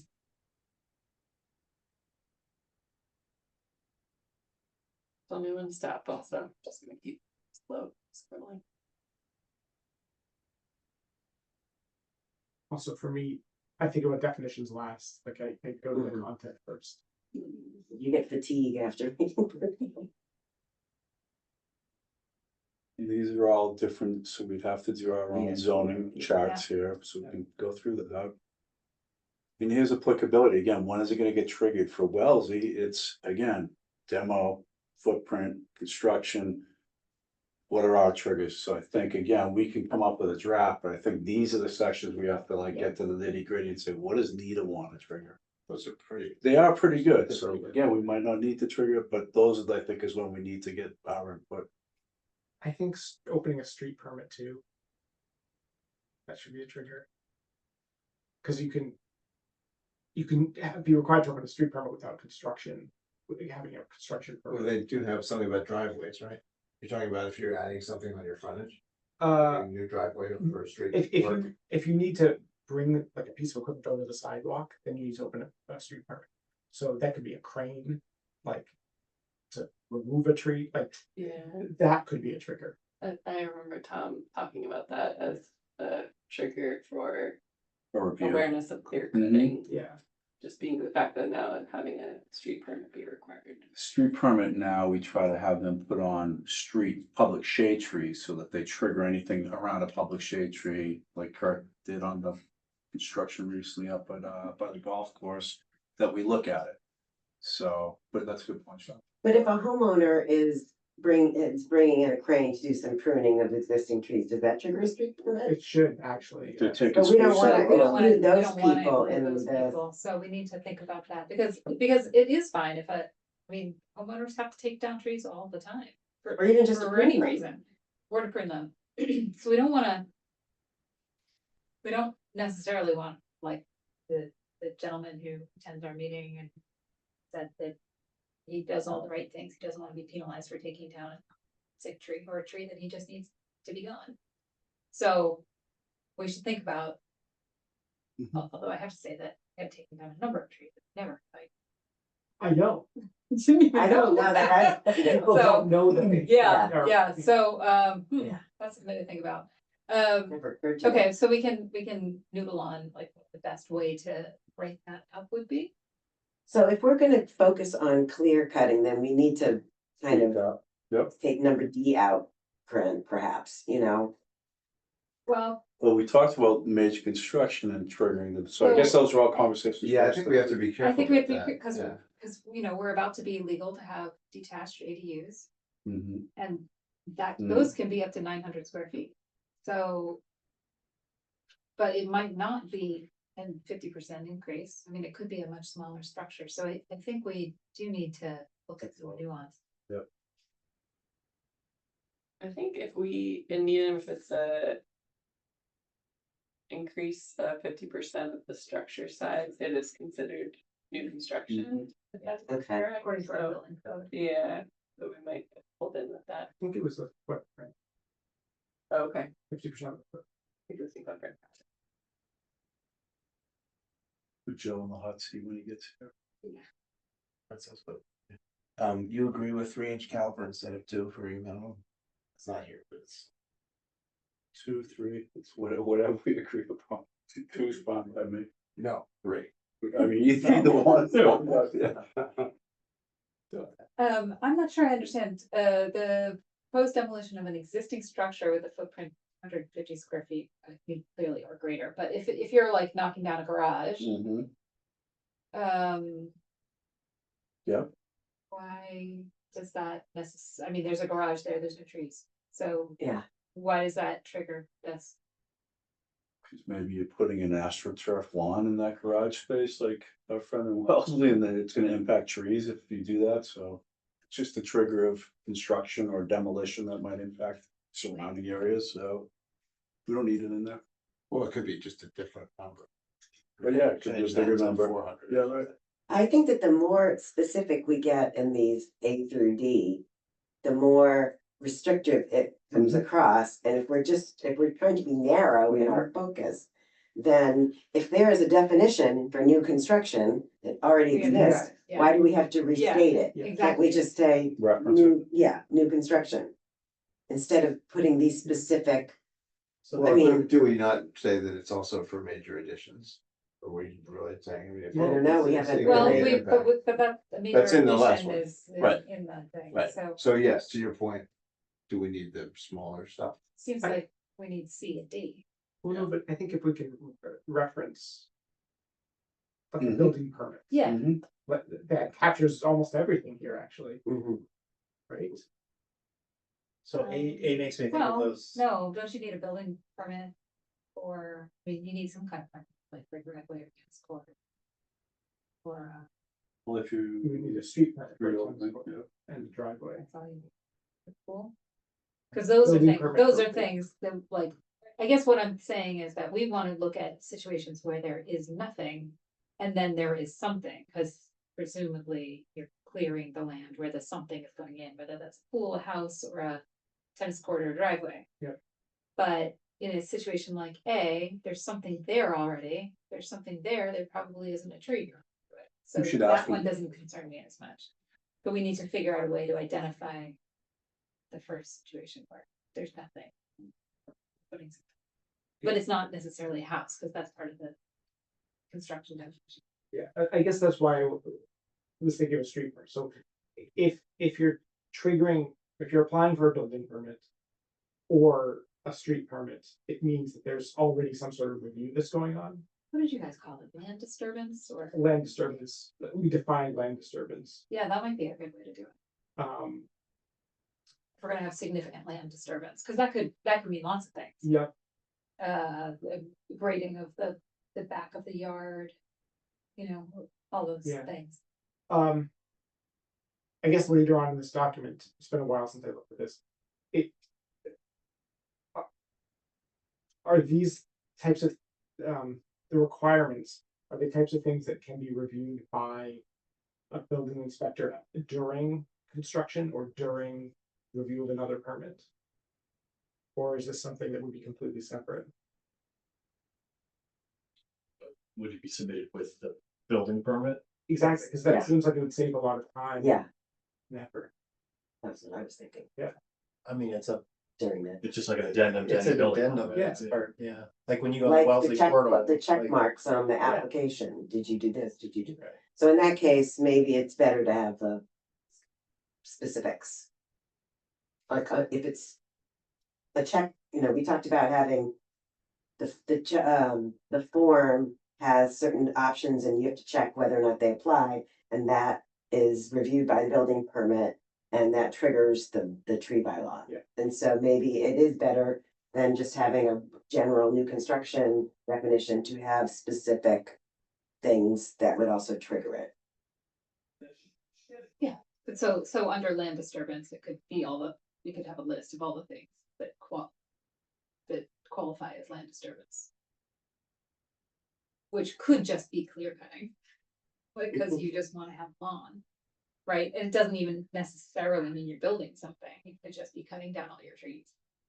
It could be a land disturbance of pool or whatever, and then it could be construction. I'm thinking about the trigger, so like a land disturbance. In order for the town to pick up on it, there has to be something submitted, and we have to tell the applicant when they have to submit. Right. And so. But for land disturbance, we said you have to have a street permit. And so. I'm just thinking the easiest way to pick up on that, like, can we just, So you defined it, so We we did, can yeah. use that. so you wanna reference the stormwater definition? I mean, we could, I guess, but. A land Back to the land disturbance. is like the crane for pruning trees, is that? Is that a land disturbance? Because you need to. No, the land disturbance is clear cutting, it's not clear cutting, but changing the elevation or topography of the land. Sorry, I was looking at Certain- yeah. Universe, I should say. Um, I mean, I think the easiest trigger is to say. I mean. If, like, yeah, I think we were saying the same thing, like, Yeah. if you're applying for a building permit. Then all of these things are checked. And you satisfy, these criteria, then the tree bylaw still be applied as well.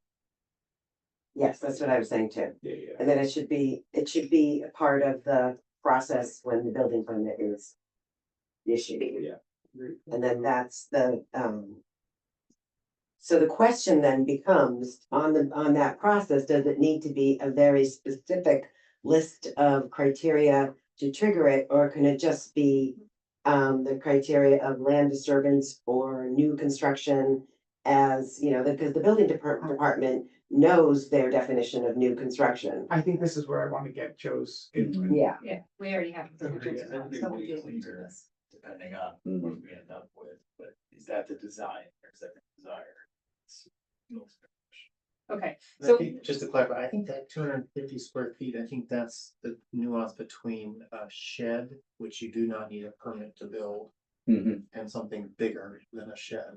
Yep. So, once you're at 250, you're no longer a shed. I think you're right. You have to hold it. You're an Sure. accessory Sure, structure. but my You're only an issue with accessory this is that structure. it's talking about demolition, not construction. right, So yeah. sheds and buildings show up on lots kind of thing, and I think this, anything a lot smaller than this, in theory, never gets reported and no one, you can put a shed anywhere on property basically you want, as long as it's smaller than 200 square feet. Once you get to 250, in theory, a building permit should have been pulled to build that structure. Or because Yeah, anything with a structure over like a structure over 250 square feet. It's actually a house. Yeah, like It's a cross habitable walls, space, right. The foundation, so if you're ripping that up, then maybe that's what they're trying to protect. We could ask him. An existing structure to Seems me. like we're all trying to- confused. That's the only reason I could think of. let's table this until we get Joe in the room. Fred. Yeah, Or Right. Wellesley's feedback. Is a demolition permit, something that's common to all tear downs? Or if someone takes the existing footprint of a house and then, adds on to it, do they avoid a demolition permit? I'm wondering, because that would be the very first step, in clear cutting, I imagine. Although I suppose they can clear cut before they even demolish, can't they? Yeah. That's all right. I don't really, I'm not sure where I'm going with this, so. I guess to Patty's point. What the end state is what we care about the most, right? So it's not, I don't think it's common that there's gonna be demolition without construction. no, Yeah, right. But the part that we care about is the construction. exactly. Wait, you're saying the end state is important? Yeah, but we want the regulations to make sure that there are trees at the end after construction. That's, I think.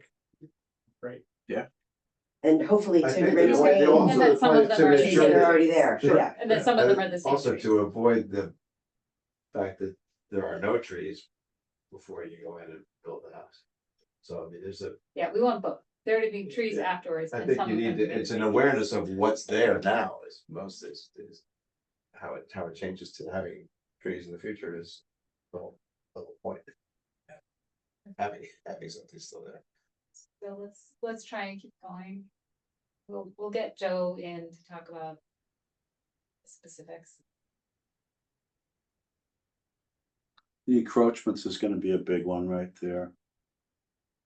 Because we have such small lots, we're always when there's a tear down, there's always a dispute of even if it's just. One tree spanning across, like our oak tree. But the encroachment part is gonna be pretty big. It's gonna be a tough one to enforce. Like Chris said, without being biased to say, hey, you can't take this tree because some of the critical roots out of my neighbor's tree comes into my lot. So I think the encroachment thing is gonna be a slippery slope that we're gonna have to talk about. Yeah, I guess, since we're talking about the area that is the setback. I wonder if, to some degree, because the setbacks are back to back with the neighbors' setbacks on all of the sides. If that won't be as difficult as we think. But that's assuming that the tree is on the lot line. Well, yes, I mean, clearly the further in it comes, but then you are talking about. Yes. Well, yeah, existing encroachments are drip lines from other trees. Other trees on other properties. Yeah. Coming into that construction Yeah. site, So we see all the time. just Whole, because this tree is wholly so on small. somebody else's property, but the root system is. But would that be beyond the drip line? Could be a big tree. Group lines can No, span drip property lines. If the. Well, it could be. It's not, yeah. critical root zone is not the same as. And if a tree I is understand. on the neighbor's property, but then your construction and you're driving right over that critical root zone. Because, you know, you're not driving on their property, but it's not, and it's not your tree that you're, and the construction property, it's the neighbor's tree, so who's gonna protect that tree? It's a tough fight because it's Yeah. their tree, but your roots, but the roots of the same tree that you're killing by the digging, so. It'll be conversation. I think the best conversation is just with the builder meets with the neighbor and says, we'll do our best, like Kurt did with. We have to go to a tree hearing for that, not saying we had to, but we did go to a tree hearing for that resolution, but. I'm hoping that resolution will be a conversation, you know. Through the building process would be conversations with neighbors to say, we're mindful of these trees and here's our plan. Do we wanna incorporate like a necessity for that conversation into, You yeah? have to have a process. Yeah, so. So if you leave it up to just the Yeah, it goodwill can't of, just be the good Right. guy who was gonna talk to him, Right. but not the. And we'll do it. So we'll put in some kind of. Well, the But, pro- I the mean, process. You're gonna have to come back to that, so we'll make a note that we have to Mhm. have some kind of neighbor conversation. Or, you know, that. Maybe just the building, when the building permit is taken out with the plot plan with the tree that's in the neighbor's yard or. That's gonna be encroached upon, they get a butters notice that says. Construction is happening next to you and may affect your tree. And then well, I don't know what, present them with what kind of options, but we'll have to discuss that. We should also understand from Wellesley what their experience has been with, how do they enforce that? Section E we could change, because we do, like Josh said, we have a revolving fund for our tree gift fund, so we have a mechanism to take in revenues. We don't have any revenue in that tree gift fund right now, Josh, but we do have. Well, Dave told me to spend it all, he's a freak with this revolving fund, it's like, spend the money, Eddie, I'm like, why don't we just save it? We had to like spend all the revolving funds down. Why, I don't know, we can ask Dave. Why? There you go, hey, you're not eating maple syrup, I'm good with you. You're off the hook. Put it to work. No, we might have Kurt's money in the revolving fund. I think it was last time we took in some fees.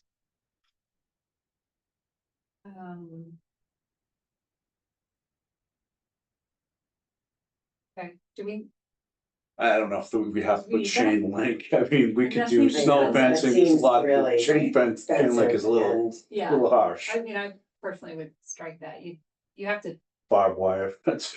put something around it, but to be that There's other things, strong. no fence. it has to be strong enough that you can't just knock it. I mean, that's Or drive over- intentionally drive over. or unintentionally, or, yeah. You could drive over the snow fence. So chain link that. You can drive over silt fence and snow fencing.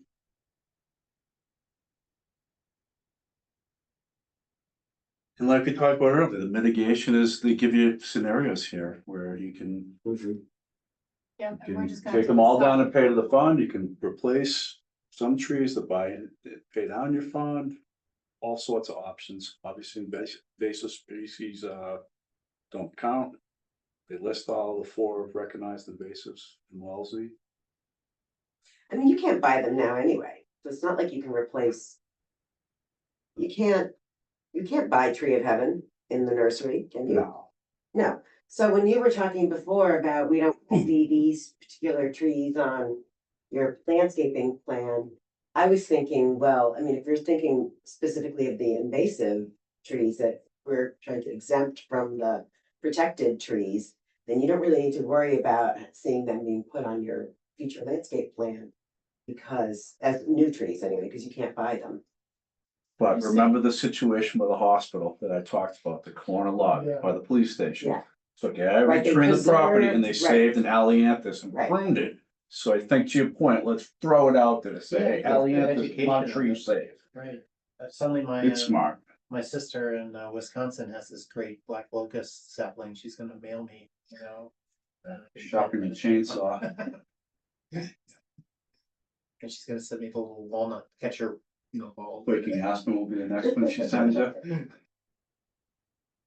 There's one at the swap shed, actually. Is there really? There is. They're all over the place.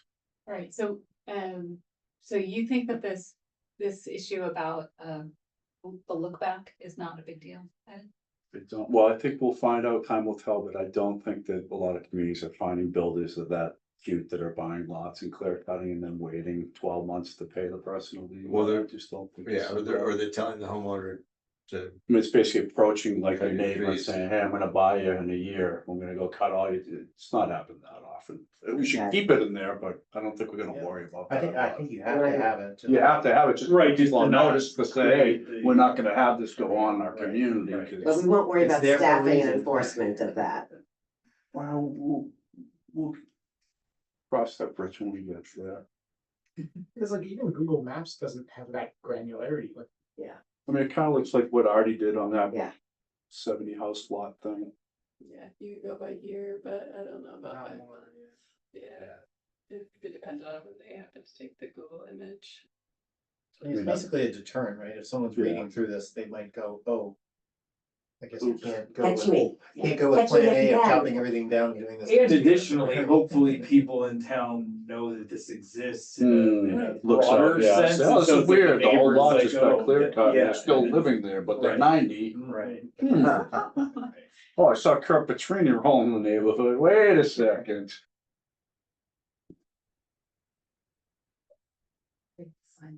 Yeah, sorry, Jordan. Alright, so, maintenance then?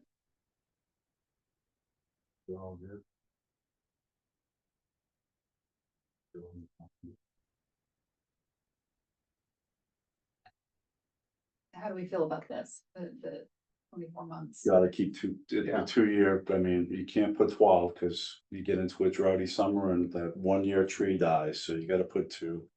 That's a good measure of how it's gonna survive.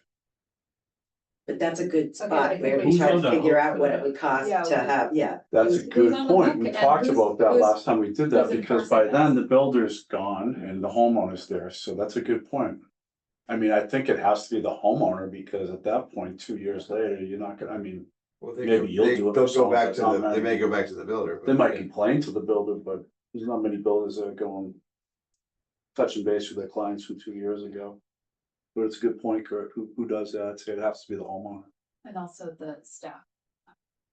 The check. Yeah, so this is, Yeah. so they're basically two checks, so there's gonna be a check upon issuing the or occupancy permit, finishing the construction, and then 24 months after. And it's a survey to, yeah, Pre-construction, Bare minimum. right, yeah. so that three.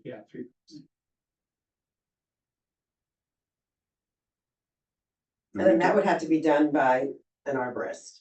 And we could even write that down, that the expectation is gonna be pre-construction, certified arborist, post-construction certified, and 2 years later, it has to be certified by, I don't know, the builder, the homeowner, it goes back to. Who does that? That's the homeowner, the town would have to check those, cause Right, no. Automated email, 2 I years mean, at that, postmark. at that point, it becomes the homeowner's responsibility if the tree dies, then that they have to replace it or seek compensation to replace it from the original builder. Good luck with that. we're paying for the And- gift fund. Or pay into the fund, so it becomes a check on the homeowner. Becomes a cat and mouse a little bit. But I do think we gotta put it in there, because at least it puts people on notice, this is the expectation, we want these trees to survive. Right, you gotta water these. Yeah, you can't just set them, forget them. Yeah, exactly. Well, these are the protected trees, yeah, so if this is. Yeah, you have to put them. Appropriate. Yeah, and for replanting. Right, good But point. it's the more, the concern is, yeah, I mean, you're gonna water your trees, the but same if the for all guys, of it's the them. ones that may have had root damage. During construction that. No. If the protection was done. I think this is the 24-month is the most. Crucial, No, I was gonna say it's the most labor intensive, right? going out on that property with Yes. an as-built and saying, yep, survive dead. Oops, we're gonna have to get you for acoustic dogwood and. Yeah, But it's like completely different, like, it's not. it's on all on us, the town, like you said, the other processes are like, you provide a During plan, you provide a, construction, right, you are on the hook, but. Then it's like we're on the hook for 24 months, so you're right, some time. Yeah. A lot of time. It will be hard to, like. Maybe getting too into the weeds, but what if a tree isn't fully dead, but you look at the canopy and you can see the sign? Yes. It's clear there's. Hanging by a thread. Well, I'm just wondering, like, would. No, you're right. I mean, a lot of young trees, you kind of look at them, and say, yeah, you get some dieback, it's definitely stressed out, it's been a hot summer, is it gonna make it? Flip a coin, you know. And a mature tree that's had root damage. You'll see that though. you'll- maybe But it might not first die for 20 several years. Yeah. It might not be too, It- definitely happen to you. Especially It with could old. be 5 years. So, yeah, You're right. Yeah, That's a good if point. it's, I mean. but you can't, trace yeah, that. how far can you keep going? Yeah. Could be. You in- can't, you gotta it put a could be little. months, it could be. No, you can tell when a tree's root system has been, you Oh, know, there's always a, you can see what and every, happens to it then. every death story, there's always a tale to be told where you go out and say, okay, what killed, oh, you drive, or you can always say, Yeah. what brought this once healthy tree? You know, actually, right down the street, we have a massive dead oak on Dedham Ave that was result of construction that died pretty quick this summer when it got hot, so, but why did it die? It was healthy last year, oh, new construction, compaction, driveway. Did it show up within 2 years?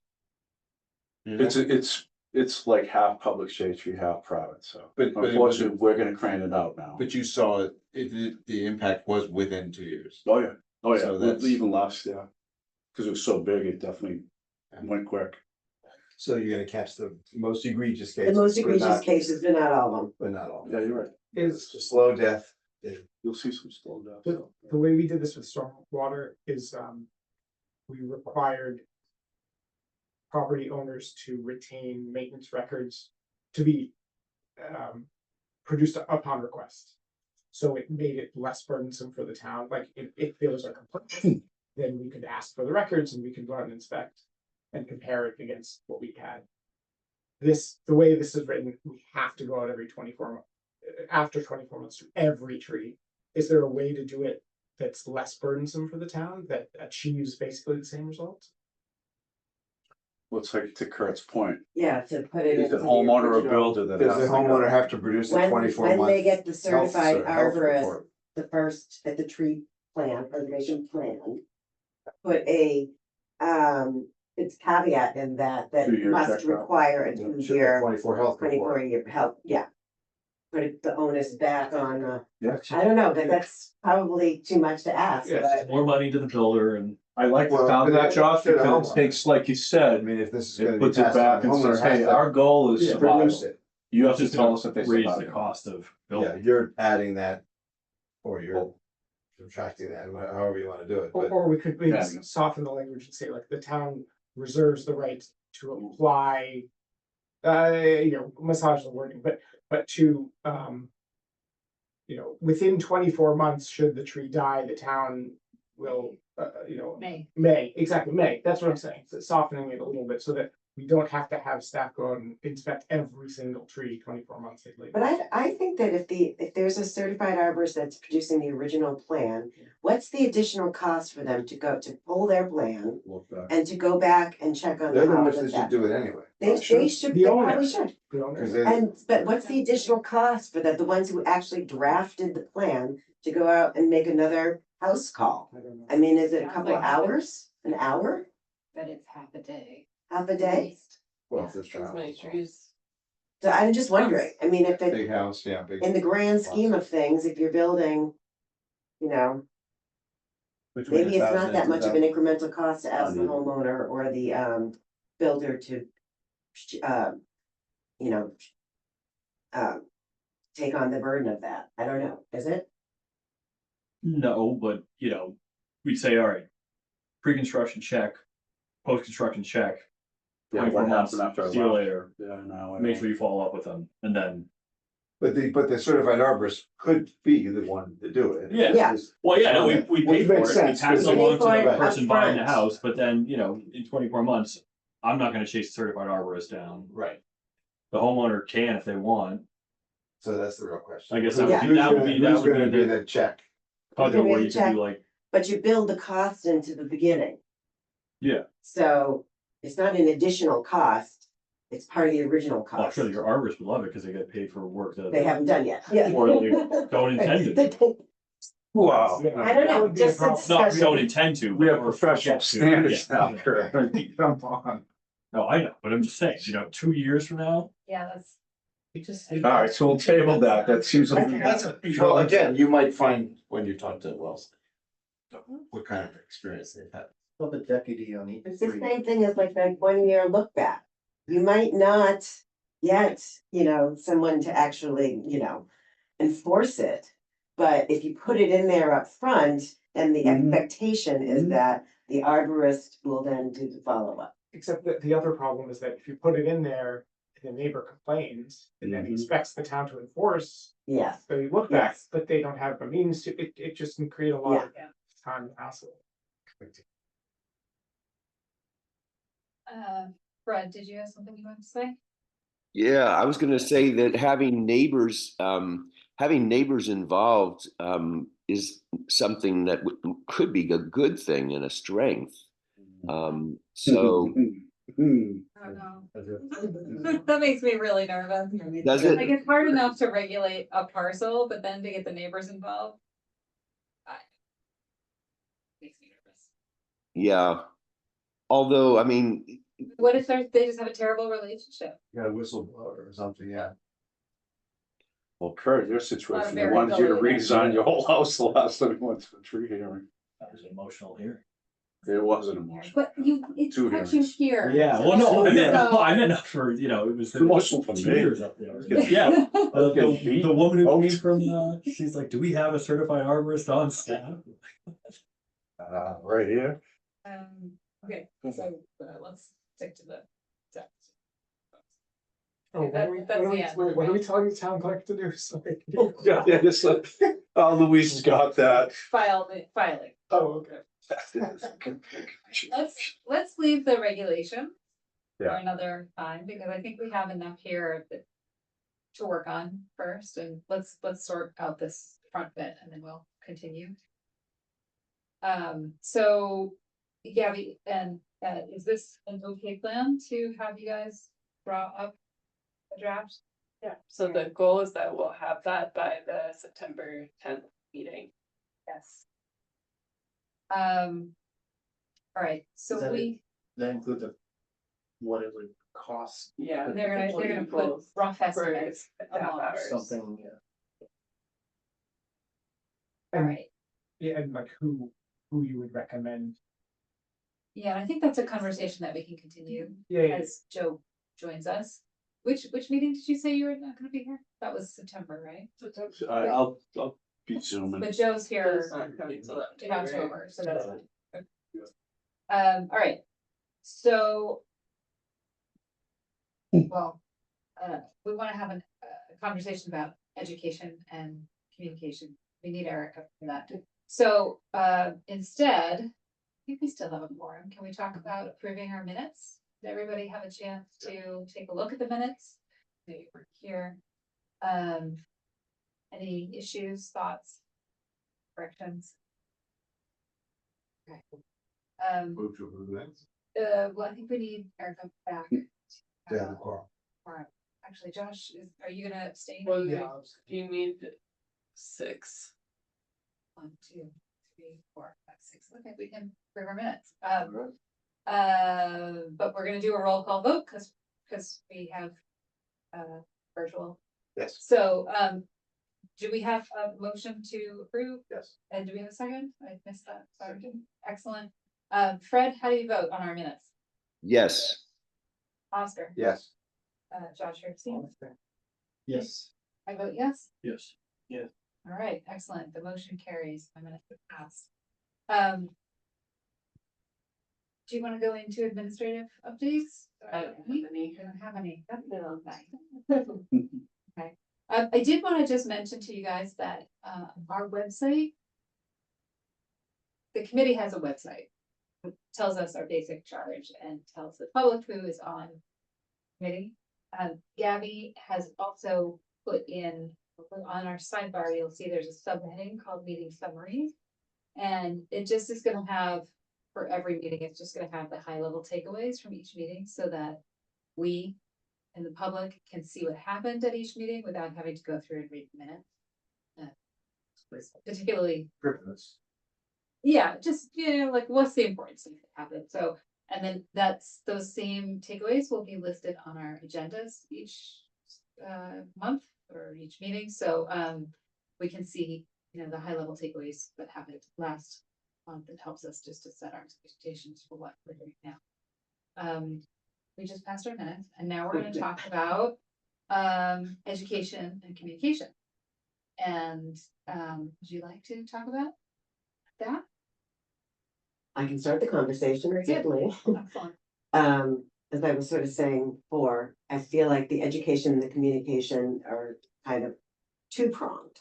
We have one side is educating the public about the importance of why we're doing this and the importance of preserving trees.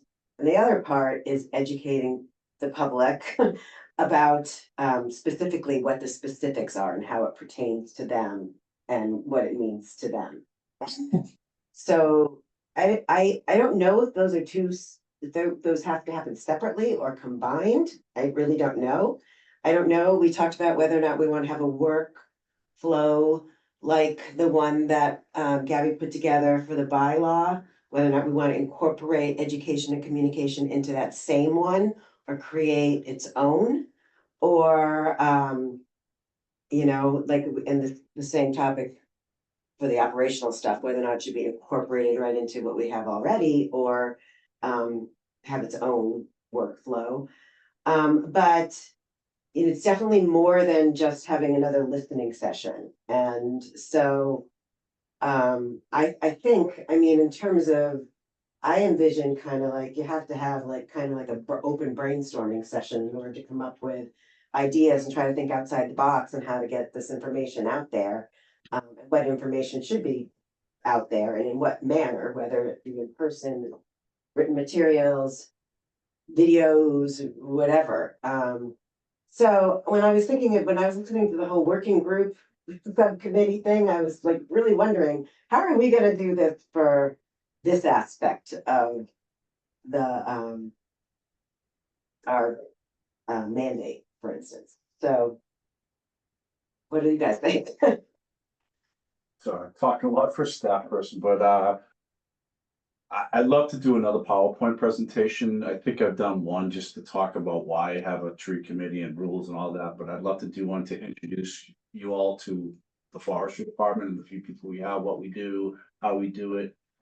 And then I'd like to produce a whole bunch of educational things for you to look at and tell me if we want them on the website, if we want to do a rolling caravan of promoting trees, but I have a brochure I started called Trees of Needham, which is a color brochure of all the trees that we recommend, low, under the wires, over the wires, large, that gives you pictures, why they grow, what the characteristics are, proper use of mulch, how to plant a tree. So I have like thousands of different things, PDFs that I've already created that I'd like to put in a treasure trove of education that we could share with people and say, hey, if you're interested in trees. How have you been sharing it up to now?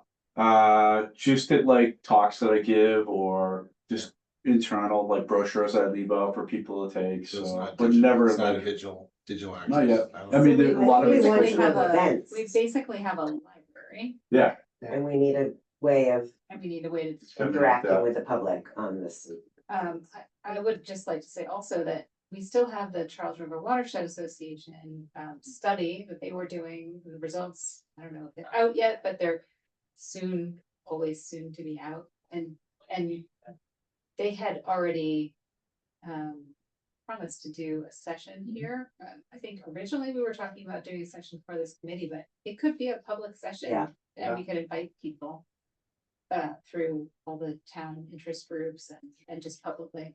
I don't think that every single interaction we have with the public has to be like so directly pointed towards what we're doing here on this committee. I think it can be more general about just raising awareness about the importance of trees and you know, involving different populations within the community, the kids and not just maybe other organizations and having them get involved in some way. Like the interesting thing you sent around with the Brooklyn Botanic where they were doing a tree. I don't think I sent that. And you guys Oh, have, you sent it to us. there was Yeah. a tree planting event. And the tree planting, which I thought was great. I wasn't able to attend, but so more of that. So we Maybe could the also, harvest fair. yeah, I was just you gonna know, say, yeah. we could have a table at the harvest fair. I think. So that goes to Change staffing, that, but yeah. staffing requirements, whether it be volunteers or Well, that We would call just- it yeah, it'd be voluntold actually in the town of Needham's. voluntold. Yeah, that's pretty much. What does that mean? You just hold it, you have to do it, so it's like, you don't volunteer for anything new, it's like you get voluntold. I think Uh, what we brainstorm though, it might be helpful to just get a summary from Ed of what he already does for education, because Yeah. Ed does other events, and maybe just like a summary of like, who are the target audiences for each of these right now? What frequency are you doing them at? How are they being reached? Like, is it like you talk to 10 How people? can we you reach raise the 50 people? profile of what you're already Yeah, doing? just because I think there's a lot that you already do that maybe we just don't have captured, and that would be helpful to have before we go into a deeper dive on other brainstorming activities. yeah, I think that PowerPoint will show you what we kind of do for programs and stuff. Do you have an idea of like have an arborist day or something? Well, I was thinking about like a Cablevision, ask an arborist where we could like have someone interview like an arborist and then have That's a what I was developer come in and say, hey, Kurt. And have some canned like questions that we kind of do a role play and people like some of that stuff. I'm like, oh, I watched that Ask an Arborist and I never knew, so. And I've been saying that for years. I hope that something like that could. But an be filmed. arborist water time, don't. And if, Yeah, sure. and then A tree hang. once we. Oh, don't say that. Oh, no. Bad memories of the blue Alright, tree. back to People this put like conversation, pictures of me yeah. like hanging from the blue tree. It's like Okay, too much. yeah. It's getting late. I'm sorry. Sorry. All right, so Eddie, you're gonna provide. the- Literature and education the and Card framework. catalog to Yep. your library of artifacts from. Plus, we can also, like, I know you have some great stuff, but I was very impressed when I was reading Lexington's packet that was included in, way back when, in the beginning. Yeah. Of the materials that were sent out, things like that. How do you get that information to the public? Like, more than just having it available, but getting it out. So, I mean, we could try to, not plagiarize, but why reinvent the wheel? We can, Right, Taking a walk with Well, you, and I actually, think like, that- yeah, doing a Ooh, walk. arborist walks, walk I with an arborist love would be that. great, yeah. I love that. Especially if we could be putting the signs up when we get the new signs made, right? Are we gonna get some signs? Are we gonna do some informational stuff? Oh, for the trail sign? Oh, yeah. Those are the trails. We should be doing this. All the species. I think that we'd be making a massive leap forward just to make these items accessible Yeah. to the public. But follow it so- up, once you can read about it, then you can go walk and Yes. talk about it. Yeah, Yeah. so. All right, so we're gonna get that from you so that we understand the breadth of the material available to us. And then we'll come back and do some more brainstorming, and I definitely think that, we could do a bunch of. We can talk with the town about doing public events, Yeah. especially if they're not super labor intensive with this group and the town. Like having the Charles River Watershed come and asking our groups to invite their populations, that's not super labor intensive. So we can accomplish both. And then the guy from Hartney Graymont that was referred to us to, if he could Yes. give a talk or something, or he could be an ask an arborist, or just to solicit help from outside. You know, I know that you run into conflict of interest type things, but like you said, finding sources of getting information out there that doesn't necessarily tax the staff or this group in terms of labor intensity by bringing people in from outside. Would it be okay, Madam Chair, to bring John Quinn in from Hardy Grandma? There was an email, I think, someone Yeah, that's what I'm circulated. referring to. To talk to this group or to? Or just to public? join us. I think he wanted to join the committee, but he's not a resident, but he's also a subject matter expert. So at the least amount, he could Oh, probably be yeah, a public that'd be- visitor, That'd be but awesome. Yeah. he wants to be involved. That'd be awesome. I think we should get through just a little bit more before we devote that kind of time to Yeah, it, 'cause just because I'll let him know. I think it would be great for us to be able to ask more specific questions about our bylaw, about our education, Or and even then just to have conversation, obviously. Wellesley bylaw, 'cause I know John does a lot over there, so I think from an arborist standpoint, he could probably talk to their process, what's Mhm. working, what's not, what he Yeah. likes. I guess, yeah, I'd like to just make sure that we have a head start on this bylaw. Of course. I always get nervous about the time flying. But once we feel like we have that kind of, Feedback level. then having him here would be awesome. Love that. Okay, we can continue discussion, but also we have gone through all of our agenda items and it is quickly. So, does anyone have anything before we break that we need to discuss, before next time? All right, in that case, I have a motion to adjourn. Move to adjourn. All right, Fred, Yes. Oscar, Yes. Josh? Yes. Okay, Yes. Kurt? Yes. Yes. Yes. All right, fantastic. All right, see y'all. So on people can be on the September lookout. 10th. Start getting some, like, the residents to police all of the